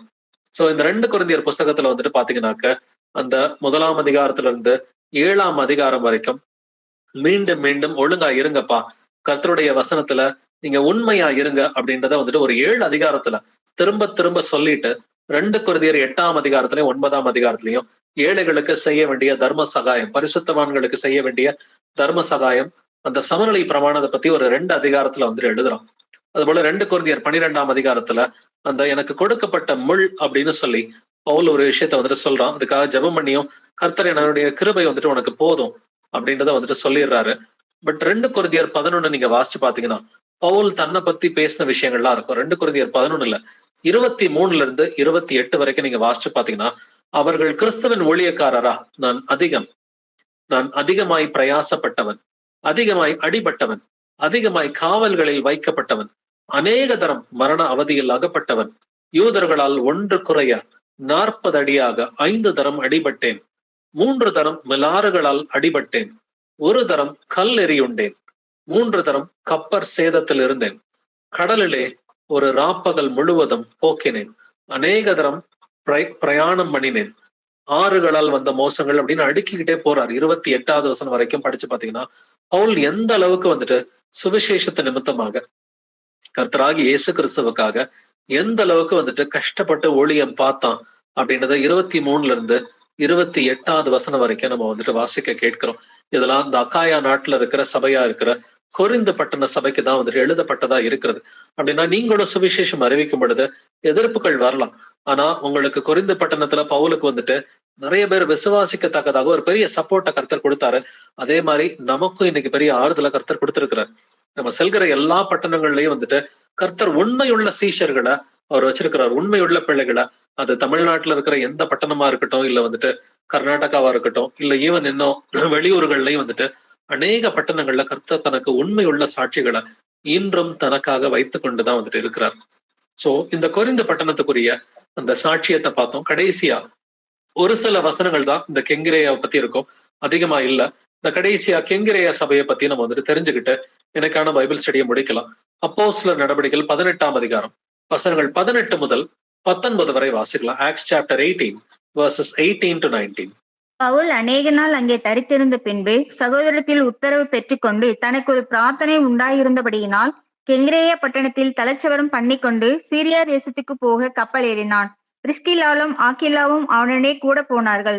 அவன் எபேசு பட்டணத்துக்கு வந்தபோது அங்கே அவர்களை விட்டு நீங்கி ஜெப ஆலயத்தில் பிரவேசித்து யூதருடனே சம்பாஷணை பண்ணினான். ஆமே. பவுல் அநேக நாள் அங்கே தரித்திருந்த பின்பு, எங்கே தரித்திருந்த பின்பு? கொரிந்துல தரித்திருந்த பின்பு சகோதரரிடத்தில் உத்தரவு பெற்றுக்கொண்டு அங்கிருந்து கிளம்பி எங்க போறான்? கெங்கிரேயா பட்டணத்துக்கு போறான். கெங்கிரேயா பட்டணத்துக்கு போனப்ப சும்மா போகல, பிரிஸ்கில்லாவையும் அக்கில்லாவையும் கூட்டிக்கிட்டு தான் வந்துட்டு போறான். சோ அங்க போயிட்டு அவன் எபேசு பட்டணத்துக்கு வந்த போது, கெங்கிரேயால இருந்து கெங்கிரேயால நடந்ததை பத்தி அதிகமா கர்த்தர் எழுதவே இல்லை. நேரா கெங்கிரேயால இருந்து அடுத்த வசனமே எபேசு பட்டணத்துக்கு போயிருது. அங்க போய் அக்கில்லா பிரிஸ்கில்லாவை ஒருத்தவங்க வீட்டுல விடுறான். அந்த நபருடைய வீடுதான் வந்துட்டு எதுனாக்க அது ஓனேசிபோரஸ் அப்படின்றத ஏற்கனவே வாசிச்சோம் இல்லைங்களா? அந்த ஓனேசிபோரவின் வீட்டுலதான் வந்துட்டு விட்டுட்டு போறான். ஜெப ஆலயத்தில் பிரவேசித்து அங்க எபேசு சபையில வந்துட்டு பிரசங்கம் பண்ணாண்டதை பாக்குறோம். சோ பவுல் போன இந்த 3வது சபை, அக்காயா நாட்டுல இருக்கிற இந்த 3வது சபை தான் கெங்கிரேயா சபை. பட் இங்க ஒரு முக்கியமான நபரை பத்தி கர்த்தர் ரோமர் புஸ்தகத்துல எழுதியிருக்கிறார். இந்த கெங்கிரேயா சபையை பத்தியும் அங்க இருக்கிற ஒரு நபரை பத்தியும் கர்த்தர் வந்துட்டு ரோமர் 16ஆம் அதிகாரம் முதல் வசனத்திலிருந்து 2வது வசனம் வரைக்கும் வாசிக்கலாம். Romans chapter 16 verses 1 to 2. கெங்கிரேய ஊர் சபைக்கு ஊழியக்காரியாகிய நம்முடைய சகோதரி பெபேயாளை நீங்கள் கர்த்தருக்குள் பரிசுத்தவான்களுக்கு ஏற்றபடி ஏற்றுக்கொண்டு எந்த காரியத்தில் உங்கள் உதவி அவளுக்கு தேவையாய் இருக்கிறதோ அதிலே நீங்கள் அவளுக்கு உதவி செய்ய வேண்டும் என்று அவளை உங்களிடத்தில் ஒப்புவிக்கிறேன். அவள் அநேகருக்கும் எனக்கும் கூட ஆதரவாய் இருந்தாள். ஆமீன். கெங்கிரேயா ஊர் சபைக்கு ஊழியக்காரியாகிய ஒரு சகோதரிய வந்துட்டு நம்முடைய சகோதரி பெபேயாள் ஃபீபி அப்படின்னு சொல்லி எழுதப்பட்டிருக்குது. சோ அவள் அநேகருக்கும் எனக்கும் கூட ஆதரவா இருந்தவள் அப்படின்னு சொல்லி இந்த கெங்கிரேயா சபை பத்தி அதிகமா வந்துட்டு எழுதப்படல. பட் இது அக்காயாவில் இருக்கிற ஒரு முக்கியமான சபையா தான் இருக்குது. சொல்ல போனா இது அந்த கொரிந்து பட்டணத்துல இருக்கிற ஒரு போர்ட் சிட்டி அப்படின்னு சொல்லி ஹிஸ்டரியில வந்துட்டு நம்ம வாசிக்கிறோம். சோ அந்த கொரிந்து பட்டணத்துல இந்த கிழக்கு பகுதியில இருக்கிற ஒரு சின்ன ஊர் தான் இந்த கெங்கிரேயா பட்டணம், அங்க தலைச்சவரம் பவுல் வந்துட்டு பண்ணினான். அங்க பெபையால் அப்படின்ற ஒரு ஊழியக்காரி இருக்கிறா. இந்த 3 சபைகளை பத்தி பார்த்தோம். அங்க இன்னொரு 4வது சபையும் ஒண்ணு இருக்குது. அதை பத்தி அதிகமா அப்போஸ்தலர் நடவடிக்கையில எழுதப்படல. பட் தீத்துவுக்கு எழுதப்பட்ட அந்த புஸ்தகத்துல இங்க இருக்கிற அக்காயா நாட்டுல இருக்கிற ஒரு சபையை பத்தி ஒரே ஒரு வசனம் இருக்குது. அதையும் வாசிக்கலாம். தீத்து 3ஆம் அதிகாரம் 12ஆம் வசனம். டைட்டஸ் 3:12. நான் அர்த்தமாவையாவது தீகுக்குவையாவது உன்னிடத்தில் அனுப்பும்போது நீ நிக்கோபோலிக்கு என்னிடத்தில் வர ஜாக்கிரதைப்படு. மாரி காலத்திலே அங்கே தங்கும்படி தீர்மானித்திருக்கிறேன். ஆமென். இங்க அர்த்தமாவை ஆர்டிமஸ் அப்படின்னு சொல்லப்படுது. தீகுக்கு டைக்கிகஸ் உன்னிடத்தில் அனுப்பும் பொழுது நீ நிக்கப்போலிக்கு என்னிடத்தில் வர ஜாக்கிரதைப்படு. நிக்கப்போலின்றது நிக்கப்போலிஸ் அப்படின்ற ஒரு பட்டணம். இது அக்காயா நாட்டுலதான் வந்துட்டு இருக்குது. அக்காயா நாடுன்றது வந்துட்டு இது கிரீஸ்ல வந்துட்டு இருக்குது. சோ கிரீஸ்ல இருக்கிற 4வது சபை தான் இந்த நிக்கப்போலிஸ் அப்படின்றத பாக்குறோம். நீ நிக்கப்போலிக்கு என்னிடத்தில் வர ஜாக்கிரதைப்படு, மாரி காலத்திலே அங்கே தங்கும்படி தீர்மானித்திருக்கிறேன். இப்ப மாரி காலம்னா ஒரு சீசன், கிட்டத்தட்ட ஒரு 2-3 மாசத்துக்குரிய ஒரு சீசன். 2-3 மாசம் நான் இந்த பட்டணத்துலதான் தங்க போறேன். சோ பவுல் ஒரு பட்டணத்துல 2-3 மாசம் இருந்தா என்ன பண்ணிருப்பாரு? கண்டிப்பா சுவிசேஷம் அறிவிச்சிருப்பாரு. சோ இந்த தீத்துவுக்கு எழுதுனா இந்த புஸ்தகத்துல அந்த நிக்கப்போலி அப்படின்ற அந்த ஒரு சபையை பத்தியும் நம்ம தெரிஞ்சுக்கிறோம். இதுவும் அக்காயா பட்டணத்துல இருந்த ஒரு சபை தான் வந்துட்டு. அங்க வந்துட்டு மாரி காலத்துல வந்துட்டு நேரத்தை செலவு பண்ணணும். இந்த ஒரு பட்டணம் வந்துட்டு அகஸ்து ராயனால ஒரு ஃபவுண்ட் பண்ணப்பட்ட ஒரு பட்டணமா தான் வந்துட்டு இருக்குது. சோ இந்த கடந்த 3 வாரங்கள்ல வந்துட்டு 3 நாட்டில் உள்ள குறிப்பா வந்துட்டு ஒரு 9-10 சபைகளை பத்தி நம்ம டிஸ்கஸ் பண்ணியிருக்கிறோம். கலாத்தியா நாட்டு சபைகளை பத்தி நம்ம பார்த்தோம். இந்த கலாத்தியா நாட்டுல இருந்த இக்கோனியம் சபை, லீஸ்திரா சபை, அதே போல வந்துட்டு அந்த தெர்பை சபை, அந்தியோக்கியா சபை, இந்த 4 சபைகளை பத்தி நம்ம ஒரு வாரம் ஆராய்ந்து பார்த்தோம். அங்கேயும் எதிர்ப்புகள் மத்தியில பவுல் ஊழியம் பார்த்தான்றதை பாக்குறோம். அடுத்து மக்கதோனியாவில் இருக்கிற பிலிப்பு சபை, தெசலோனிக்கே சபை, பரையா நகரத்து சபையை பத்தி போன வாரம் ஆராய்ந்து பார்த்தோம். இந்த வாரம் வந்துட்டு அக்காயாவில் உள்ள அத்தேனே பட்டணம், கொரிந்த பட்டணம், கெங்கிரேயா பட்டணம். இன்னைக்கு கர்த்தர் வந்துட்டு பவுல போல நம்ம பல பட்டணங்களுக்கு போய் ஊழியம் பார்க்காட்டி கூட அட்லீஸ்ட் நாம இருக்கிற பட்டணத்துல நம்ம சொந்தக்காரவங்க மத்தியில, நம்ம நண்பர்கள் மத்தியில நம்ம கர்த்தருக்கு நம்ம வந்துட்டு உப்பாக, ஒளியாக, சாட்சியாக இருந்து தான் வந்துட்டு ஆகணும். பவுல் போற பெரிய ஊழியம் நமக்கு கொடுக்கப்படாவிட்டாலும் அட்லீஸ்ட் எங்கிட்டாவது ஒரு இடத்துல ஒரு சின்ன லெவல்ல வந்துட்டு ஒரு ஆத்மாவுக்கு ஒரு 2 ஆத்மா, 5, 10, 20 ஆத்மாக்களுக்கு வந்துட்டு சுவிசேஷம் அறிவிக்கிற பிள்ளைகளா மட்டும் இல்லாம சாட்சியா வாழ்கிற பிள்ளைகளா இருக்கணும். பவுலுக்கு இருந்த உபத்திரவம்லாம் நமக்கு நிச்சயமா இல்ல பிரதர்ஸ் அண்ட் சிஸ்டர்ஸ். பவுல் பார்த்த ஊழியத்துல வந்துட்டு நீங்களோ நானோ 1% கூட நம்ம இன்னும் பார்க்கல இல்லைங்களா? ரத்தம் சிந்தப்படத்தக்கதாக இன்னும் பெரிய ஊழியத்தை நம்ம யாரும் வந்துட்டு பார்க்கல. அப்படின்னாக்க நமக்கு இன்னும் டைமா வந்துட்டு கர்த்தர் கொடுத்திருக்கிறார். இப்ப இந்த எதிர்ப்புகள் மத்தியில வந்துட்டு தெரியாத பாஷை இருக்கிற ஊர் இல்லைங்களா, அறியப்படாத தேவன்னு சொல்லி எப்படியெல்லாம் இன்டெலிஜென்டா கர்த்தர் போதிக்க வைக்கிறார். நமக்கு அப்படி இல்லை. நமக்கு தெரிஞ்ச பாஷை, தெரிஞ்ச மக்கள் மத்தியில வந்துட்டு கர்த்தருக்கு சாட்சியா இங்கவே இருக்க முடியலன்னா வேற எங்கேயுமே இருக்க முடியாது இல்லைங்களா? நாம இருக்கிற பட்டணத்துல தெரிஞ்ச பாஷை, தெரிஞ்ச மக்கள் மத்தியில சாட்சியா இருக்க முடியலன்னா வேற எங்கேயுமே இருக்க முடியாது. அப்படின்னா நம்ம உறுதியா ஒரு முடிவு எடுப்போம். கர்த்தர் வருமட்டாகும், அவர் சீக்கிரமா வரப்போறார். இப்ப பவுல போல வந்துட்டு பெரிய லெவல் நான் ஒளியம் பார்க்காட்டியும் பட் கத்துக்க முடியுது. நீங்க அப்போஸ்தலர் 13ஆம் அதிகாரத்துல இருந்து அந்த 19ஆம் அதிகாரம் வரைக்கும் வாசிக்கும் பொழுது பவுலுடைய அந்த 1வது சுவிசேஷ பயணம், 2வது சுவிசேஷ பயணம், அந்த 3வது சுவிசேஷ பயணம், எப்படி ஒரு 5000 கிலோமீட்டருக்கு மேல நடந்தே போய் ஒளியம் பார்த்திருக்கிறாரு. இதெல்லாம் பார்க்கும் பொழுது அட்லீஸ்ட் அதுல ஒரு சின்ன பகுதியாவது நம்ம புரிஞ்சுக்கலாம்.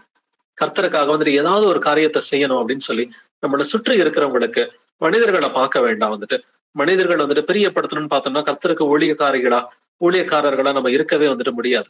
அப்ப யாரை பத்தியும் கவலைப்பட வேணாம். பாஸ்டர் கோச்சுக்குவாரு, அப்பா கோச்சுக்குவாங்க, அம்மா கோச்சுக்குவாங்க, மாமியாரை பிரியப்படுத்தணும், நாத்தனாரை பிரியப்படுத்தணும், அதெல்லாம் கிடையாது. கர்த்தராகி இயேசு கிறிஸ்து ஒருவரை மட்டும்தான் பிரியப்படுத்தணும். ஏன்னா ஞானஸ்நானம் என்பது அது உடன்படிக்கையா இருக்கிறது, நல் மனசாட்சியின் உடன்படிக்கையா இருக்கிறது. நாம் எல்லோருமே கர்த்தராகி இயேசு கிறிஸ்துவின் நாமத்தினால் ஞானஸ்நானம் பெற்று அவரோட கூட நல் மனசாட்சியின் உடன்படிக்கை பண்ணி இருக்கிறோம் இல்லைங்களா? அப்படின்னா கர்த்தருக்கு சாட்சிகளா இருக்கணும். முதல்ல நீங்க இருக்கிற வீட்டுக்குள்ளார ஆவியின் கனியோட இருக்கிறீங்களா அப்படின்றத நம்மை நாமே நிதானித்து பார்ப்போம். அப்ப அன்பு, சந்தோஷம், சமாதானம் போன்ற இந்த ஆவியின் கனியில என்னுடைய வீட்டுல என்னுடைய கணவனுக்கு, என்னுடைய மனைவிக்கு, என்னுடைய பிள்ளைகளுக்கு, என்னுடைய குடும்பத்தாருக்கு, என்னுடைய வீட்டாருக்கு நான் சாட்சியா வந்துட்டு இருக்கிறேன்னா, சோ அது முதல் காரியம். 2வது வந்துட்டு நம்ம மற்றவர்களுக்கு நான் அன்றாடம் சந்திக்கிறவங்கள்ட்ட நான் சாட்சியா நான் நடந்துக்கிறேனா? அன்றாடம் வெளியில இருந்து என் வீட்டுக்கு வரவங்க, இல்ல நான் வெளியில போய் நான் வேலை பார்க்கிற இடத்துல நான் சந்திக்கிற நபர்கள் மத்தியில நான் நல்லதொரு சாட்சியா வந்துட்டு இருக்கிறேனா அப்படின்னு சொல்லி சாட்சியா இருந்து சுவிசேஷம் அறிவிச்சாதான் கர்த்தர் பெரிய கிருபையை வந்துட்டு கொடுப்பார். நம்ம சாட்சியா இல்லாம அறிவிக்கிற சுவிசேஷம் பிரயோஜனப்படாது. முதலாவது நம்ம குடும்பத்துக்குள்ளார சாட்சியா இருப்போம்.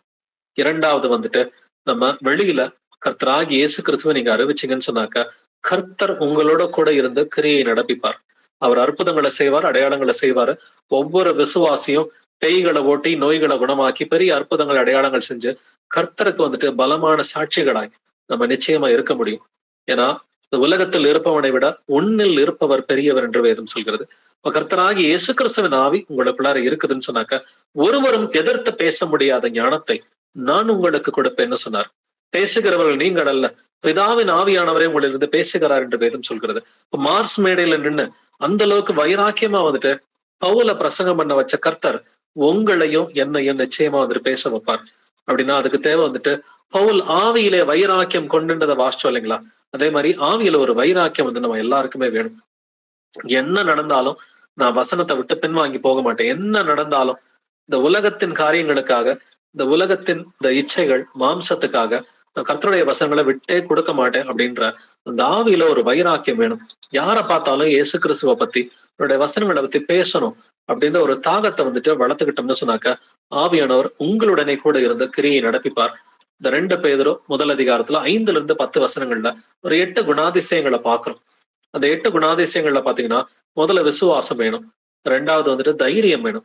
உங்கள் விசுவாசத்தோட தைரியத்தையும், தைரியத்தோட ஞானத்தையும், ஞானத்தோட இச்சையடக்கத்தையும், இச்சையடக்கத்தோட வந்துட்டு பொறுமையையும், பொறுமையோட சகோதர சிநேகம், அன்பு, இது எல்லாத்தையும் நீங்க கூட்டி வழங்குங்கள் என்று வேதம் சொல்கிறது. இவைகள் உங்களுக்கு உண்டாயிருந்த பிறகினால் நம்முடைய கர்த்தராகி இயேசு கிறிஸ்துவை அறிகிற அறிவிலே நீங்கள் வீணரும் கனியற்றவர்களுமா இருக்க விட்டாது. அப்ப நீங்க இயேசு கிறிஸ்துவை அறிகிற அறிவுல வளரணும். அதே போல வந்துட்டு கனி கொடுக்கணும்னு சொன்னா ஆவியின் கனின்றது ரொம்ப அவசியம். அப்படின்னா இந்த அன்பு, சந்தோஷம், சமாதானம், அதே போல தைரியம் அப்படின்னு சொல்லப்பட்டிருக்கு. விசுவாசம் இருந்தா பார்த்தாது, தைரியமா சுவிசேஷம் அறிவிக்கணும் இல்லைங்களா? அப்படின்னா இப்படிப்பட்ட குணாதிசயங்களை வளர்த்துக்கிட்டீங்க கர்த்தருடைய கிருபையோட அப்படின்னு சொன்னா நிச்சயமா கர்த்தரை அறிகிற அறிவுல வளர்ந்துகிட்டே இருப்போம். கனி கொடுக்கிற பிள்ளைகளா ஒவ்வொரு வருஷமும் நீங்க கர்த்தருக்குள்ளார முன்னேறிக்கிட்டே தான் வந்துட்டு போவீங்க. கர்த்தர் வரும் பொழுது அவருக்கு முன்னாடி நிக்கிறதுக்கு ஒரு தைரியத்தை கர்த்தரை கொடுப்பார். அவருக்கு முன்பாக நிற்பதற்கு தைரியம் உள்ள பிள்ளைகளா வந்துட்டு அப்படிப்பட்ட ஒரு பரிசுத்தத்தை கர்த்தரை கொடுப்பார். வந்துட்டு இருதயத்தில் சுத்தம் உள்ளவர்கள் பாக்கியவான்கள், அவர்கள் தேவனை தரிசிப்பார்கள். ஏன்னா பரிசுத்தம் இல்லாமல் ஒருவனும் கர்த்தரை தரிசிக்க முடியாது. அப்படின்னா கர்த்தர் வருமட்டாகவும் நம்ம எல்லோருமே வந்துட்டு பவுல், பர்னபா, இல்ல சீலா, திமோத்தி இவங்க எல்லாம் எப்படி ஊழியம் பார்த்தாங்களோ இதெல்லாம் நம்ம படிச்சு புரிஞ்சுக்கிட்டு வந்துட்டு நம்ம இதுல ஒரு பங்கை நம்ம புரிஞ்சுக்கிட்டு நாமளும் கர்த்தருக்கு நல்ல தைரியமுள்ள சாட்சிகளா வந்துட்டு இருக்கணும்னு சொல்லி நம்ம நிறைவு செய்யலாம். Praise Lord brothers and sisters.